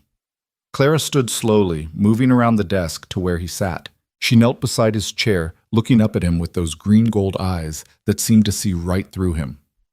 "Ethan, I need you to listen to me. Really listen." She took his hand in both of hers. "I didn't come to this marriage expecting love. I came expecting survival. But what I've found, it's more than I hoped for. You're grieving, and that's all right. I'm not asking you to stop loving Margaret. I'm not asking you to love me. I'm just asking you to stop punishing yourself for being alive." He looked down at their joined hands, her pale fingers intertwined with his sun-bronzed ones. "Sometimes I forget she's gone," he admitted. "I'll see something and think, wait until I tell Margaret, and then I remember. And then I feel guilty when I realize I've gone hours without thinking of her. That's not betrayal, that's healing. Is it? Because lately I've been—" He stopped, unable to voice what he'd been feeling when he looked at Clara, when he heard her laugh with Sophie, when he lay awake thinking about their night in Denver. "Been what?" "Noticing things. About you." The admission came out rough. "The way you hum when you're cooking, how you bite your lip when you're concentrating, the way the sunlight catches in your hair when you're working in the garden." Clara's breath caught.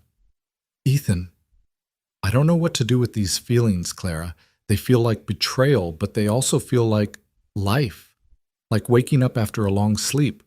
She raised their joined hands to her lips, kissing his knuckles gently. "There's no rush. We have time to figure this out." "Do we?" "Morrison's giving us 30 days. Then we'll fight him. Together." That word again. Together. It was beginning to sound less like a business arrangement and more like a promise. The next morning brought unexpected hope in the form of Sam Fletcher himself, riding up with a grin that said he had good news.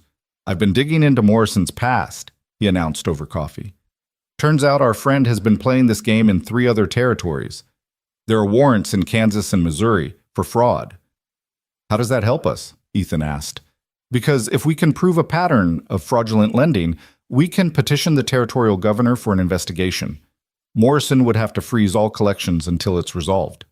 Clara leaned forward eagerly. "What would you need?" "Testimonies from other victims. Documentation of the fraudulent practices." Sam pulled out a list. "These are names of people Morrison's forced off their land in the past 3 years. If even half of them will testify..." "They're scattered across the territory," Ethan pointed out. "It would take weeks to track them all down." "Then we'd better start now," Clara said, already standing. "I'll take the northern settlements. Ethan, you go south. Tom can manage the ranch for a few days." "You can't travel alone, it's too dangerous." "Then send one of the hands with me." They argued about it for an hour before reaching a compromise. Clara would take the northern routes with Ben, the youngest and most trustworthy of the ranch hands. Ethan would go south alone, covering more ground on horseback. They'd meet back in 5 days with whatever testimonies they could gather. "Be careful," Ethan said as Clara prepared to leave. They stood by the wagon, Ben already in the driver's seat trying not to obviously eavesdrop. "You too." She hesitated, then rose on her toes to kiss his cheek. "Come back safe." He caught her waist as she pulled away, holding her in place. "Clara, when this is over, we'll talk," she promised, "about everything." The next 5 days were the longest of Clara's life. She and Ben traveled from homestead to homestead, collecting stories of Morrison's cruelty. The Hendersons, forced to sell their farm for a quarter of its value. The Millers, who'd lost everything when Morrison changed their interest rate without notice. The Johnsons, whose daughter had been forced to work in Morrison's house to pay off a debt that never seemed to shrink. Each story made Clara angrier, more determined. She documented everything meticulously, had each person sign their statement, gathered whatever papers they'd kept. On the 3rd day, they stopped at a small homestead where a young widow named Mary Patterson lived with her 3 children. Her story was the worst yet. "Morrison came calling 2 weeks after my husband died," Mary said, her voice hollow. "Said I couldn't possibly manage the farm alone, offered to buy it for barely enough to get us back east. When I refused, he had the sheriff evict us for non-payment of taxes. Taxes my husband had already paid, but Morrison had destroyed the receipts."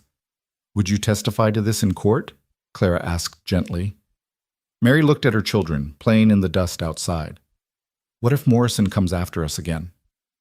"He won't be able to, not if we stop him now." Mary signed the statement with a shaking hand. On the 4th night, camping under the stars, Ben finally worked up the courage to speak personally. "Mrs. Walker, can I ask you something?" "Of course, Ben." "Do you love him?" "Mr. Walker, I mean." Clara was quiet for a long moment, contemplating the fire. "I think I'm beginning to," she admitted. "Is it that obvious?" "The way you look at him when you think no one's watching. The way he looks at you." Ben poked at the fire with a stick. "It's nice, seeing him coming back to life. We all worried after Mrs. Margaret died, thought we might lose him too, just in a different way. He loved her very much." "He did. But that doesn't mean he can't love again. Mrs. Margaret would have wanted him to be happy. She was like that, always thinking of others first." When Clara returned to the ranch on the 5th day, she had 15 signed testimonies and a stack of supporting documents. But her triumph was short-lived. The house was too quiet. Sophie sitting on the porch with red-rimmed eyes. "What's wrong, sweetheart?" "Papa's not back yet. He was supposed to be back yesterday." Clara's blood ran cold. "Tom!" The foreman came running. "We were about to send out a search party, ma'am. His horse came back this morning without him." "Saddle my horse," Clara ordered. "And 3 others. We're leaving now." "Ma'am, it could be dangerous. My husband is out there somewhere, possibly hurt. We're going." They found him 5 miles from the southern boundary, unconscious by a creek bed with a bullet wound in his shoulder. His gun was missing, his boots gone, but he was alive. "Ethan!" Clara dropped to her knees beside him, checking his pulse. Weak but steady. The wound was at least a day old, already showing signs of infection. "We need to get him home," Tom said. "Fast." They improvised a travois, Clara riding beside it to keep Ethan stable. He drifted in and out of consciousness, mumbling incoherently. Once he called for Margaret. Once he called for Clara. She held his hand through both. Back at the ranch, Clara took charge. She'd helped her father with gunshot wounds before, knew what needed to be done. The bullet had to come out, the wound cleaned and stitched. "Should we get the doctor from town?" Molly asked anxiously. "No time, the infection's spreading." Clara rolled up her sleeves. "I need boiling water, clean cloths, whiskey, and my sewing kit, and laudanum if we have any." They had a small amount of laudanum, enough to dull the pain, but not enough to knock Ethan out completely. He groaned as Clara probed for the bullet, his hand crushing hers. "I'm sorry," she whispered. "I'm so sorry, but I have to get it out." "Clara?" His eyes focused on her briefly. "Don't let me die. Sophie needs—" "You're not dying," she said firmly. "Not on my watch." It took an hour to remove the bullet and clean the wound properly. By the end, Clara was shaking with exhaustion and stress, but the bleeding had stopped and Ethan was sleeping more peacefully. She sat beside his bed all night, monitoring his fever, forcing water and medicine down his throat when he'd take it. Sophie curled up beside her, refusing to leave her father's side. "Is he going to be okay?" the child whispered. "Yes," Clara said with more confidence than she felt. "Your papa's strong. He'll pull through." "You saved him," Sophie said, "just like you said you knew medicine." "I helped. He's saving himself by fighting." Sophie was quiet for a moment, then said, "I'm glad you're here. I didn't want to be at first, but now I'm glad." Clara pulled the girl closer, kissing the top of her head. "I'm glad too, sweetheart." Ethan's fever broke near dawn. His eyes opened, clear and focused, finding Clara immediately. "You look terrible," he rasped. "You look worse," she retorted, weak with relief. "What happened?" "Someone shot you. Your horse came home without you." He frowned, trying to remember. "Morrison's men. They ambushed me on the road back, took the testimonies I'd collected." Clara's heart sank, but she kept her voice steady. "It doesn't matter. You're alive. That's what matters." "Does it? Without those testimonies?" "We have others. I collected 15 statements, all documented. Sam can work with those." Ethan tried to sit up, winced, and fell back. "You went alone?" "With Ben. And before you start lecturing me about safety, perhaps we should discuss you riding alone through hostile territory." "That's different." "How?" "Because you're—" He stopped, seeming to realize what he'd been about to say wouldn't go over well. "I'm what? Your wife? Your partner? Or just a woman who shouldn't be taking the same risks you do?" "All of those things," he admitted. "And someone I care about. Someone I don't want to lose." The admission hung between them, more intimate than any physical touch. Clara felt tears prick her eyes. "You care about me?" "Somehow, despite my best efforts not to, yes." He reached out with his good arm, cupping her face. "These past 5 days, not knowing if you were safe, then lying in that creek thinking I might die without telling you. Clara, I don't know if I can love you the way I loved Margaret, but I do know that what I feel for you is real and growing stronger every day." "I'm not asking you to love me the way you loved her," Clara said softly. "That was first love, young love. We're different people, older, with scars and losses. What we might have together would be different too, not less, just different." He pulled her down until their foreheads touched. "When did you become so wise?" "Somewhere between fighting off bankers and pulling bullets out of stubborn ranchers." He laughed, then winced as it pulled his stitches. "Don't make me laugh. Don't make me shoot you myself for scaring me like that." Sophie stirred beside them, waking to find her father conscious. "Papa!" She threw herself at him, and Clara had to catch her to prevent her from hitting his wound. "Gentle, sweetheart. Your papa's hurt." "But he's okay. He's going to be okay." "Yes," Ethan said, kissing his daughter's forehead. "Thanks to Clara." Sophie looked between them, something shifting in her young face. "Are you going to kiss her too? You kiss Mama Clara like you kissed Mama Margaret?" Both adults froze. It was the first time Sophie had called Clara Mama without qualification. "Would that be okay with you?" Ethan asked carefully. Sophie considered this seriously. "Mama Margaret is in heaven. She can't come back. But Mama Clara is here and she takes care of us, and she makes you smile sometimes. So yes, it would be okay. Permission granted by a 6-year-old, but somehow it felt like the most important blessing they could receive. Ethan looked at Clara, question in his eyes. Not until you're healed, she said, but she was smiling. I don't want to hurt you. Too late, he said softly. You already have, in the best possible way. Over the next week, as Ethan recovered, something shifted in the household. The careful distance between husband and wife began to close. Clara still kept her own room, but she spent her evenings in Ethan's as he healed, reading aloud while Sophie played on the floor. They talked about everything and nothing, books, dreams, plans for the ranch, memories both bitter and sweet. Morrison stayed quiet, too quiet. Sam sent word that he'd filed the testimonies with the territorial court, but it would take time for a response, time they didn't have, with the 30-day deadline approaching. We need a backup plan, Clara said one evening, if the legal challenge doesn't work in time. I won't let you write to your aunt, Ethan said firmly, not to beg for money for my failures. Our failures, if they are failures, and it's not begging, it's seeking investment. Clara, no, listen, I've been thinking, what if we didn't ask for charity but offered a genuine investment opportunity? The timber rights, mineral rights, even a partnership in the cattle operation. Your pride doesn't have to be the death of this ranch. He was quiet for a long moment. You'd do that? Bring your family into this mess? You're my family now, she said simply. You and Sophie. This ranch. This is my life now, Ethan. I choose it. I choose you. He caught her hand, bringing it to his lips. I don't deserve you, Irv. Probably not, she agreed with a small smile. But you're stuck with me anyway. That night she wrote 2 letters. One to her aunt in Boston, laying out a business proposition with clear terms and potential returns. The other to her father's former partner, making a similar offer. She didn't tell Ethan about the second letter, not wanting to get his hopes up.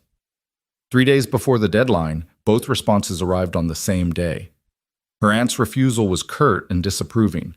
The partner's acceptance was enthusiastic, with a bank draft for $4,000 and a proposal for an ongoing business relationship.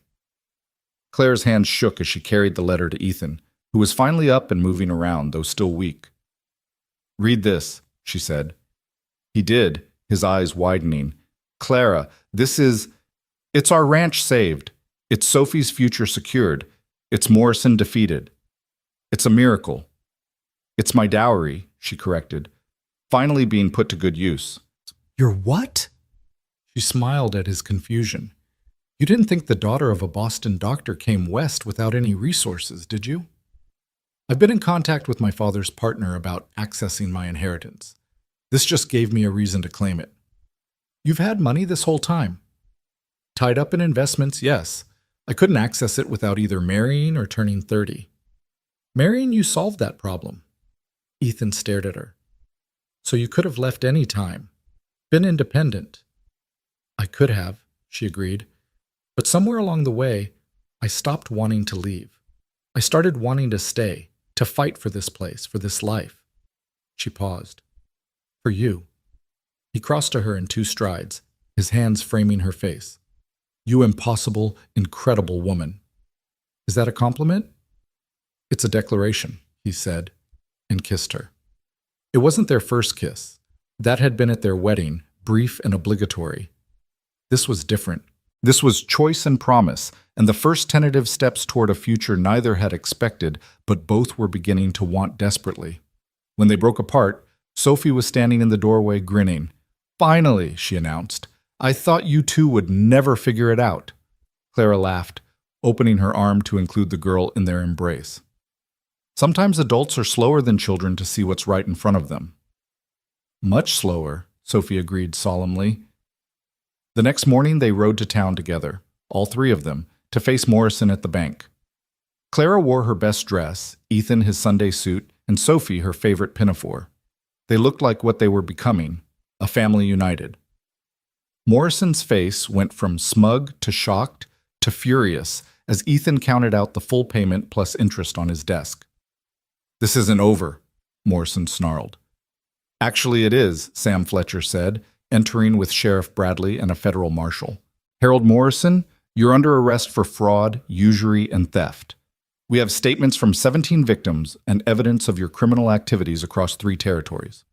As Morrison was led away in chains, still sputtering threats, Clara felt Ethan's arm come around her waist, pulling her close. We did it, he murmured against her hair. Together, she agreed. The weeks following Morrison's arrest brought an unexpected peace to the Double W Ranch, like the calm after a violent storm. Yet Clara couldn't shake the feeling that something was shifting between her and Ethan, something deeper than their partnership against Morrison. She noticed it in small moments, the way his hand lingered on her shoulder when he passed behind her chair, how his eyes sought hers across the dinner table, the smile that played at his lips when he caught her teaching Sophie in the study. One evening in early October, as golden aspens painted the mountainsides, Clara stood at the kitchen window watching Ethan work with a young colt. Sophie sat on the fence, calling out encouragement, her laughter carrying on the crisp air. The scene was so perfectly domestic, so beautifully ordinary, that Clara's heart ached with a longing she couldn't quite name. You love him, Molly said quietly beside her. Clara didn't deny it. Is it that obvious? To everyone but him, probably. Men can be thick about these things. The older woman dried a plate thoughtfully. Margaret would have liked you, you know. Would have been glad it was you. You don't have to say that. I'm not one for pretty lies, Mrs. Walker. I mean it. She worried about them those last weeks. Made me promise to help Ethan find someone strong enough to handle his stubborn nature, but gentle enough to heal Sophie's heart. Seems to me you're doing both. Before Clara could respond, Tom burst through the door, his face grave. Mrs. Walker, we've got trouble. There's a man in town asking questions about you. Says he's from Boston. Knows your family. Clara's blood ran cold. What kind of man? Well-dressed, fancy talker, says his name is Charles Whitmore. Claims to be your cousin. The plate Clara was holding slipped from her numb fingers, shattering on the floor. Charles. Here. The very person she'd fled Boston to escape. Ma'am? Tom's voice seemed to come from far away. You all right? Get Ethan, she managed. Please. Ethan found her in the study minutes later, papers spread before her, papers she'd hidden since arriving in Silver Creek. Her hands shook as she pushed them toward him. I need to tell you something about why I really left Boston. He sat down across from her, his expression serious but open. I'm listening. Charles Whitmore is my cousin by marriage. When my father died and the debts were discovered, Charles offered to help. He said he'd pay everything if I... She paused, gathering courage. If I agreed to become his mistress.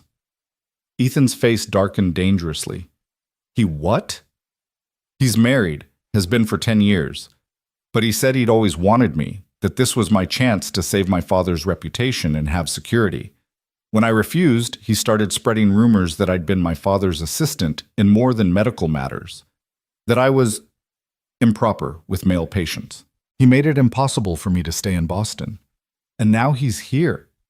He must have tracked me down when I accessed my inheritance. He probably thinks... She stopped, unable to voice her fears. He thinks he can still claim you somehow. Ethan's voice was deadly quiet. He's wrong. He stood, and Clara saw him check the gun at his hip. Ethan, no. Violence won't solve this. Maybe not, but it'll make me feel better. Please, she caught his hand. Let me handle this my way first. If Charles is here, he wants something. Money, probably, or just to torment me. But I'm not the same woman who ran from Boston. I have you now, and Sophie, and this place. I have ground to stand on. Ethan pulled her to her feet, his hands gentle on her arms. You don't have to face him alone. I know. That's what makes me brave enough to face him at all. Charles arrived at the ranch the next afternoon in a hired carriage, dressed in a black suit that probably cost more than most ranch hands made in a year. He was handsome in that polished Eastern way, smooth-featured, carefully groomed, with pale hands that had never known hard work. Clara watched from the window as he stepped down, brushing imaginary dust from his sleeves with fastidious care. That's him? Ethan asked beside her. That's him. He looks like a weasel. Despite her anxiety, Clara almost smiled. He rather does, doesn't he? They met him on the porch, Ethan slightly behind Clara but unmistakably present, his hand resting casually on his gun belt. Charles's eyes flicked between them, taking in Ethan's protective stance, Clara's simple but neat appearance, the ranch spreading behind them. "Clara, my dear," Charles said, removing his hat with a flourish. "How rustic you've become." "Charles." She didn't invite him in. "Why are you here? Is that any way to greet family? After I've come all this way to check on your welfare?" His smile was oil slick. "When I heard you'd married so suddenly, so soon after arriving here, I was concerned. Such haste suggests desperation, doesn't it?" "Or love," Ethan said quietly, stepping forward. "You must be the cousin Clara's mentioned, the married one who propositioned her." Charles's face flushed. "I don't believe we've been introduced." "Ethan Walker, Clara's husband, the real kind with vows before God and everything, not the back alley arrangement you had in mind." "How dare you? How dare I?" Ethan's voice dropped dangerously. "You drove my wife from her home with lies and slander because she wouldn't warm your bed. I'd say I'm being remarkably civil, considering." Charles's composure cracked slightly. "Clara, surely we can discuss this privately. Family business and all." "We have no business, Charles. Whatever you came for, the answer is no." "Not even to protect your father's reputation?" Charles pulled out a leather folder. "I have letters here, documents that could be interpreted in very unfortunate ways. Your father's medical practice involved some controversial treatments, especially regarding female hysteria. It would be such a shame if certain interpretations reached the newspapers." Clara felt sick, but before she could respond, Sophie appeared in the doorway. "Mama Clara, is everything okay?" "Everything's fine, sweetheart," Clara said steadily. "Go find Mrs. O'Brien."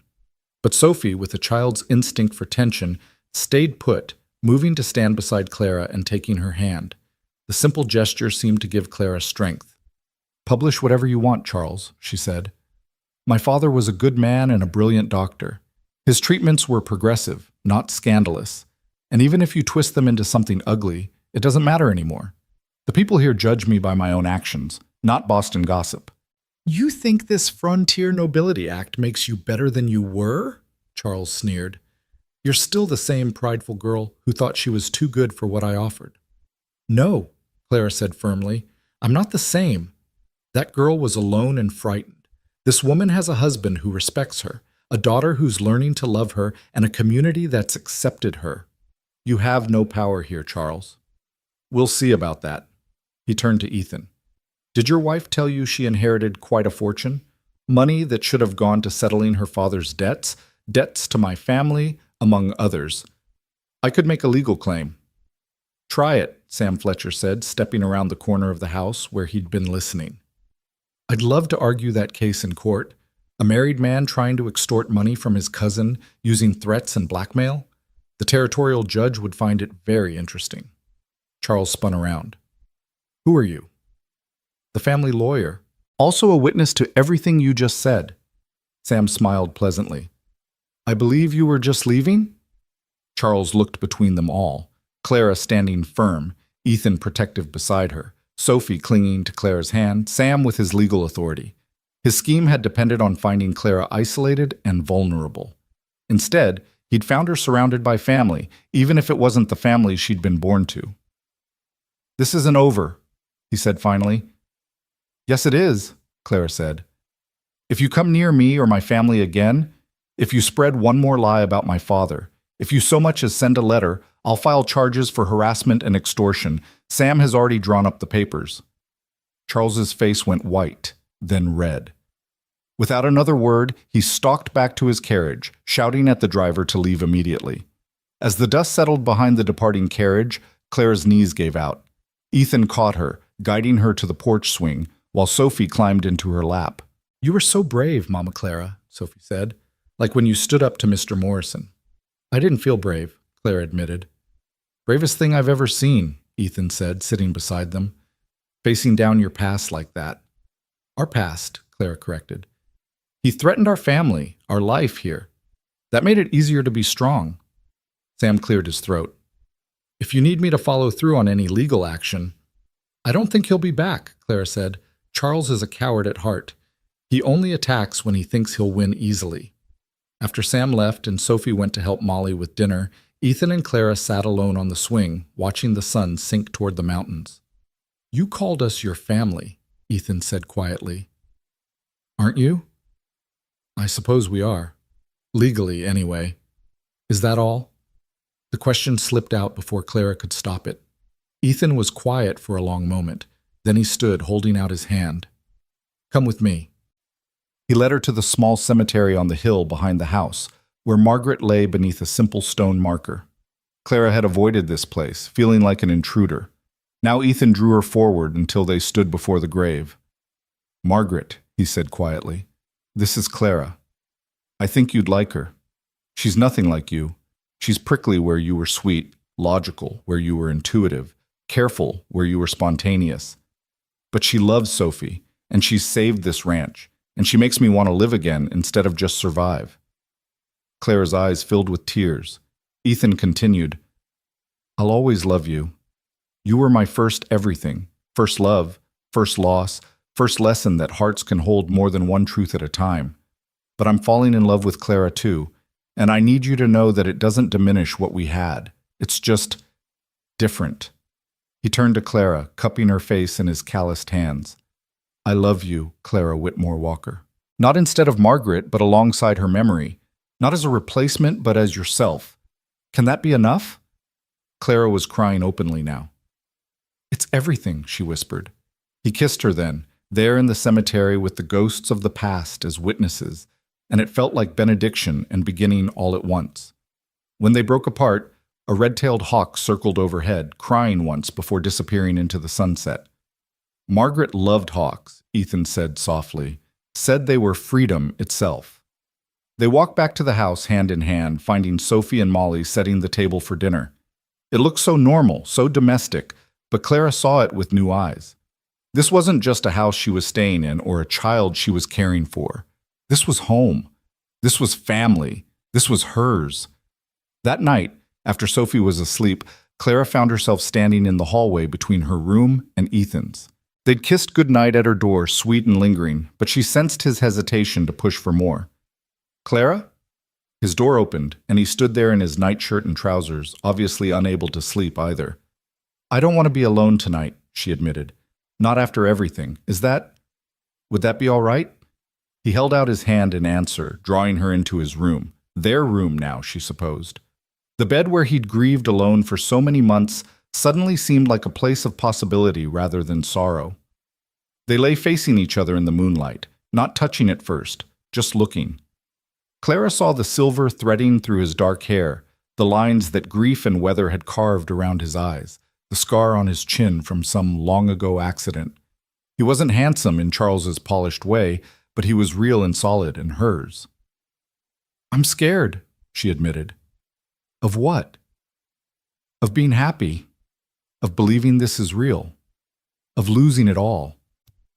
He reached out, tracing her cheekbone with one finger. "I can't promise nothing bad will ever happen, but I can promise to face it with you. Together." "Together," she echoed, and closed the distance between them. Their coming together was gentle and tentative, two people who'd been broken learning to be whole again. Ethan was patient, reverent, treating her body like something precious. Clara had expected to feel like a substitute, but instead she felt cherished for exactly who she was. Afterward, they lay entwined, Clara's head on Ethan's chest, listening to his heartbeat. "I didn't think I'd ever have this again," he murmured into her hair. "Have what?" "Peace, contentment, hope for tomorrow." He pressed a kiss to her forehead. "Love." They talked through the night, sharing stories they'd held back before. Clara told him about growing up as a doctor's daughter, the joy of learning medicine, the patients she'd helped save. Ethan shared memories of his childhood on a small farm in Ohio, his decision to come west, meeting Margaret at a barn dance, and knowing within minutes she was the one. "Do you believe in fate?" Clara asked as dawn approached. "I didn't. Thought life was just random chance and choice. But now—" He pulled her closer. "What are the odds that Morrison's schemes would bring together two broken people who happened to be exactly what each other needed? When you put it that way, it does seem unlikely." Or inevitable. Maybe Margaret and your father are up there somewhere, conspiring. Clara smiled at the thought. My father would have liked you, would have appreciated your honesty and your work ethic. And Margaret would have admired your strength and intelligence. They fell silent as the room lightened, comfortable in their closeness. Then Sophie's voice called from downstairs. Papa? Mama Clara? Breakfast. I suppose we should get up, Clara said, though she made no move to leave his arms. In a minute, Ethan said, kissing her again. Let me be selfish for just another minute. But it was several minutes before they rose, dressed, and went down to face the day as what they'd finally become. Truly husband and wife. The next months passed in a blur of happiness Clara had never expected to find. The ranch prospered with the investment money, allowing them to expand the herd and start the orchard Clara had envisioned. Sophie began calling her mama without qualification, and Clara taught her reading, writing, arithmetic, and basic medicine with equal enthusiasm. The first test of their new happiness came in November when Clara realized she was pregnant. She'd suspected for weeks but hadn't wanted to say anything until she was certain. The morning she finally told Ethan, his reaction wasn't what she expected. He went completely still, the color draining from his face. Pregnant? Yes. Due in late spring, I think. She touched his arm. Ethan, what's wrong? Margaret died in childbirth, he said hoarsely. She bled, and nothing I did could stop it. Clara, I can't lose you too. She pulled him into her arms, holding him as he shook. You won't. I won't let that happen. You can't promise that. No, she admitted, but I know more about childbirth than most. I assisted my father with dozens of deliveries. I know the danger signs, what to watch for, and we'll get the best midwife in the territory when the time comes. I'm scared, he admitted against her shoulder. So am I. But we're stronger together than apart, remember? They didn't tell Sophie immediately, wanting to be sure the pregnancy would continue, but children have ways of knowing things, and by December, Sophie was asking pointed questions about why Mama Clara was tired all the time and couldn't stand the smell of bacon. Are you sick?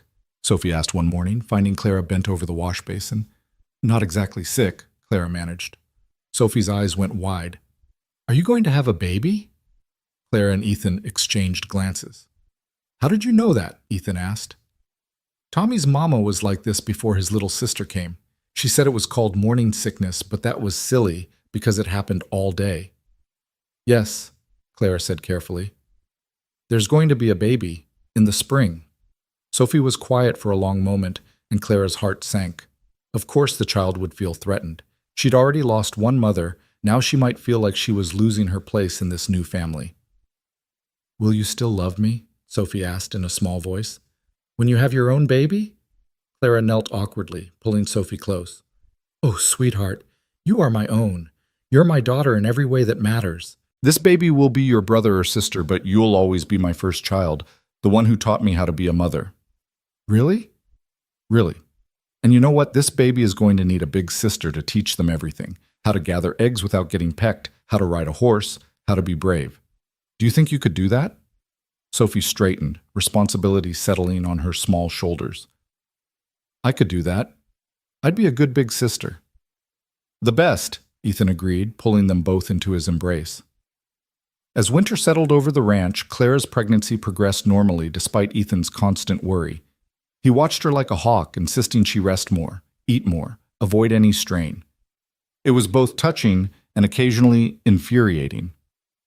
I'm pregnant. Not made of glass, she told him one January morning when he tried to prevent her from carrying a bucket of water. Humor me, he said, taking the bucket. I need to feel like I'm doing something to keep you safe. She softened, understanding his fear. I'm being careful. I promise. The real surprise came in February when Sam Fletcher visited with unexpected news. Charles Whitmore is dead, he announced without preamble. Clara sank into a chair. How? Shot by a husband who found him in a compromising position with his wife. Apparently your cousin had a habit of pursuing women who couldn't easily refuse him. This time he chose wrong. Clara felt nothing. Or perhaps too many things to sort out. Relief, certainly.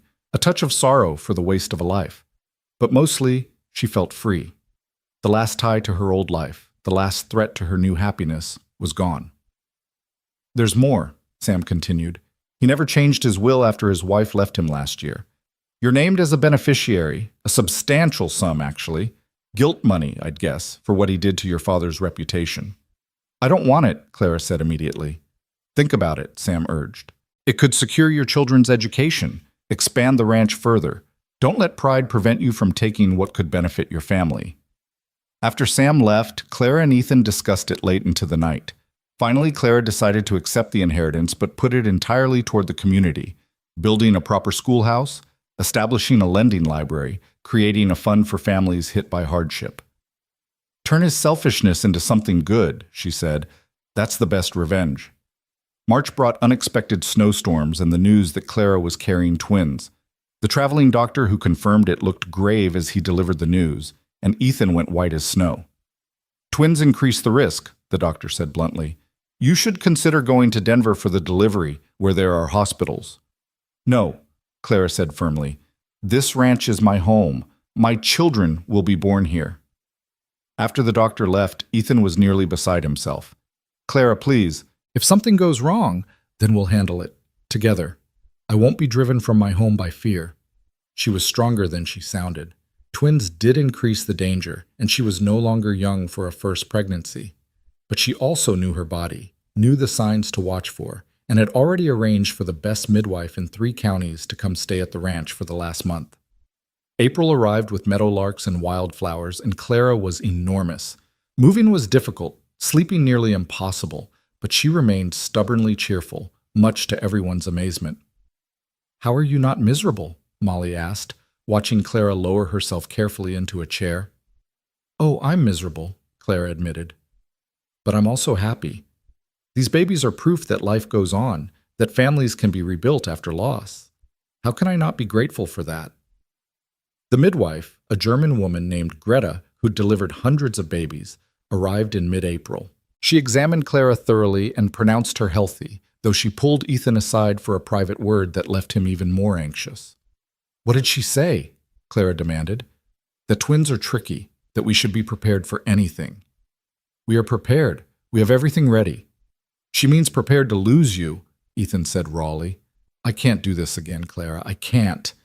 She pulled him down beside her on the bed, holding his face between her hands. "Look at me. Really look at me. I'm strong. These babies are strong. We're going to be fine." "You don't know that." "No, but I believe it. And sometimes faith is all we have." The pains started at dawn on April 23rd. Clara had been expecting them. She'd had minor contractions for days. But these were different. Stronger. More purposeful. "It's time," she told Ethan calmly. What followed were the longest 18 hours of Ethan's life. Clara labored with determined grace, walking when she could, resting when she must. Sophie was sent to stay with the Hendersons, but not before giving Clara a fierce hug. "You come back," Sophie ordered. "You and the babies, promise." "I promise," Clara said, praying she could keep her word. As the hours passed and Clara grew exhausted, Ethan's fear grew. But Clara remained focused, working with her body rather than against it, using everything she'd learned from years of assisting her father. "First one's coming," Greta announced as the sun began to set. The first twin, a boy, arrived with a lusty cry that brought tears of relief to Ethan's eyes. But there was no time to celebrate. The second baby was coming fast. "It's turned wrong," Greta said tersely. "I need to adjust." Claire screamed for the first time, and Ethan thought his heart would stop. But Greta's skilled hands worked quickly, and 20 minutes later, a second cry filled the room. A girl, smaller than her brother, but fierce in her announcement of arrival. "2 healthy babies," Greta announced with satisfaction, "and a healthy mother, though she'll need rest and care." Ethan was crying openly as he held his son while Clara cradled their daughter. "They're perfect," he whispered. "They look like you," Clara said weakly but happily. "Poor things." He laughed through his tears. "What should we name them?" They'd discussed names for weeks, but now, looking at their children, Clara knew.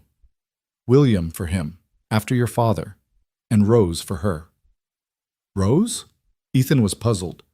For the wild roses on the hill where you told me you loved me, where past and present came together. Sophie was brought home the next morning to meet her siblings. She approached the bed cautiously, peering at the bundles in Clara's arms. "They're so small," she whispered. "You were this small once," Ethan told her.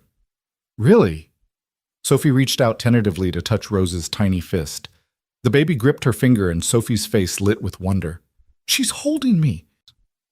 "She knows you're her big sister," Clara said. "She knows you'll protect her." "Both of them," Sophie said firmly. "I'll protect both of them and teach them everything, how to ride and read and make medicine and be brave." "All the important things," Clara agreed. As the family adjusted to life with twins, the ranch community rallied around them. Women brought food and offered advice. Men helped Ethan with the ranch work so he could spend more time at home. It was, Clara realized, exactly what she'd fled Boston to find, a place where neighbors were family and family was everything. One evening in May, as Clara sat in the rocking chair nursing Rose while Ethan held William and Sophie read aloud from one of her new books, Clara felt a profound sense of completion. This wasn't the life she'd planned or expected. She'd thought she'd be a spinster teacher, alone but independent. Instead, she was a wife, mother to 3 children, partner in a thriving ranch. "What are you thinking?" Ethan asked, noticing her contemplative mood. "About how Morrison's cruelty led to our happiness, how my disgrace in Boston brought me here, how your loss made room for our love. It seems wrong to be grateful for such terrible things, but without them, we wouldn't have this," Ethan finished. "I know. I've thought the same. Margaret used to say everything happened for a reason. I didn't believe her then, but now you do? Now I think maybe there's something to it, or maybe we just make meaning from chaos. Either way, I'm grateful." Sophie looked up from her book. "Are you talking about mushy stuff again?" "Very mushy," Clara confirmed. "Does it bother you?" "No," Sophie said, returning to her reading. "It's nice, like we're a real family now." "We are a real family," Ethan said firmly. "The realest," Sophie agreed, making them all laugh. That night, after the children were asleep, Ethan and Clara stood on the porch watching the stars. The ranch spread before them, peaceful in the moonlight. In the distance, a coyote called, but it no longer sounded lonely to Clara. It sounded like wildness and freedom and home. "Do you ever regret it?" Ethan asked. "Coming west, marrying me?" "Never," Clara said without hesitation. "This life, this family, you, it's everything I never knew I wanted." He pulled her close, and she rested her head on his shoulder, breathing in the scent of hay and leather and him. They'd traveled such a strange, difficult road to reach this moment, forced together by schemes and circumstances, held apart by grief and fear, brought together by courage and choice. "I love you," she said, the words still feeling like a miracle she was allowed to speak. "And I love you," he replied, sealing the promise with a kiss. Inside, one of the twins cried, and they smiled at each other before going in to tend to their child. This was their life now, not perfect, not without challenges, but theirs, built on the ashes of loss, strengthened by adversity, and blessed with love neither had expected to find. As Clara picked up William and soothed him while Ethan checked on Rose, she thought about the woman she'd been that terrible day at the altar, being forced to marry a stranger. That woman had been terrified, certain she was entering a prison. She'd had no idea she was actually stepping into her future, into a love story that would prove sometimes the best things come from the worst beginnings. "Thank you," she whispered to whatever force had orchestrated this unlikely happiness. To Margaret, perhaps, for loving Ethan first and teaching him to love deeply. To her father, for giving her the strength and skills to fight for what mattered. To Morrison, ironically, for forcing 2 stubborn hearts together. And to Ethan, for choosing to let love grow again despite his fear. The baby settled, and Clara returned him to his cradle. Across the room, Ethan had Rose against his shoulder, swaying gently and humming a lullaby Clara recognized, one Margaret had probably sung to Sophie. But it didn't hurt to hear it. This wasn't about replacing or forgetting. It was about continuing, about love being big enough to hold past and present, memory and hope, loss and joy. "Come to bed," Ethan said softly. "Tomorrow will be here soon enough." She took his offered hand, and together they walked to their room, leaving the door cracked so they could hear if the children needed them. As they settled into bed, Clara pressed close to Ethan's warmth, marveling at how natural this felt now. "Tell me something," she said into the darkness. "What?" "If you could go back, knowing everything, would you still marry me that day?" He was quiet for a moment, then turned to face her in the moonlight. "I'd marry you sooner. I'd waste less time fighting it. I'd tell Morrison thank you instead of cursing him." He traced her face with gentle fingers. "Would you?" "Yes," she said simply. 1,000 times yes."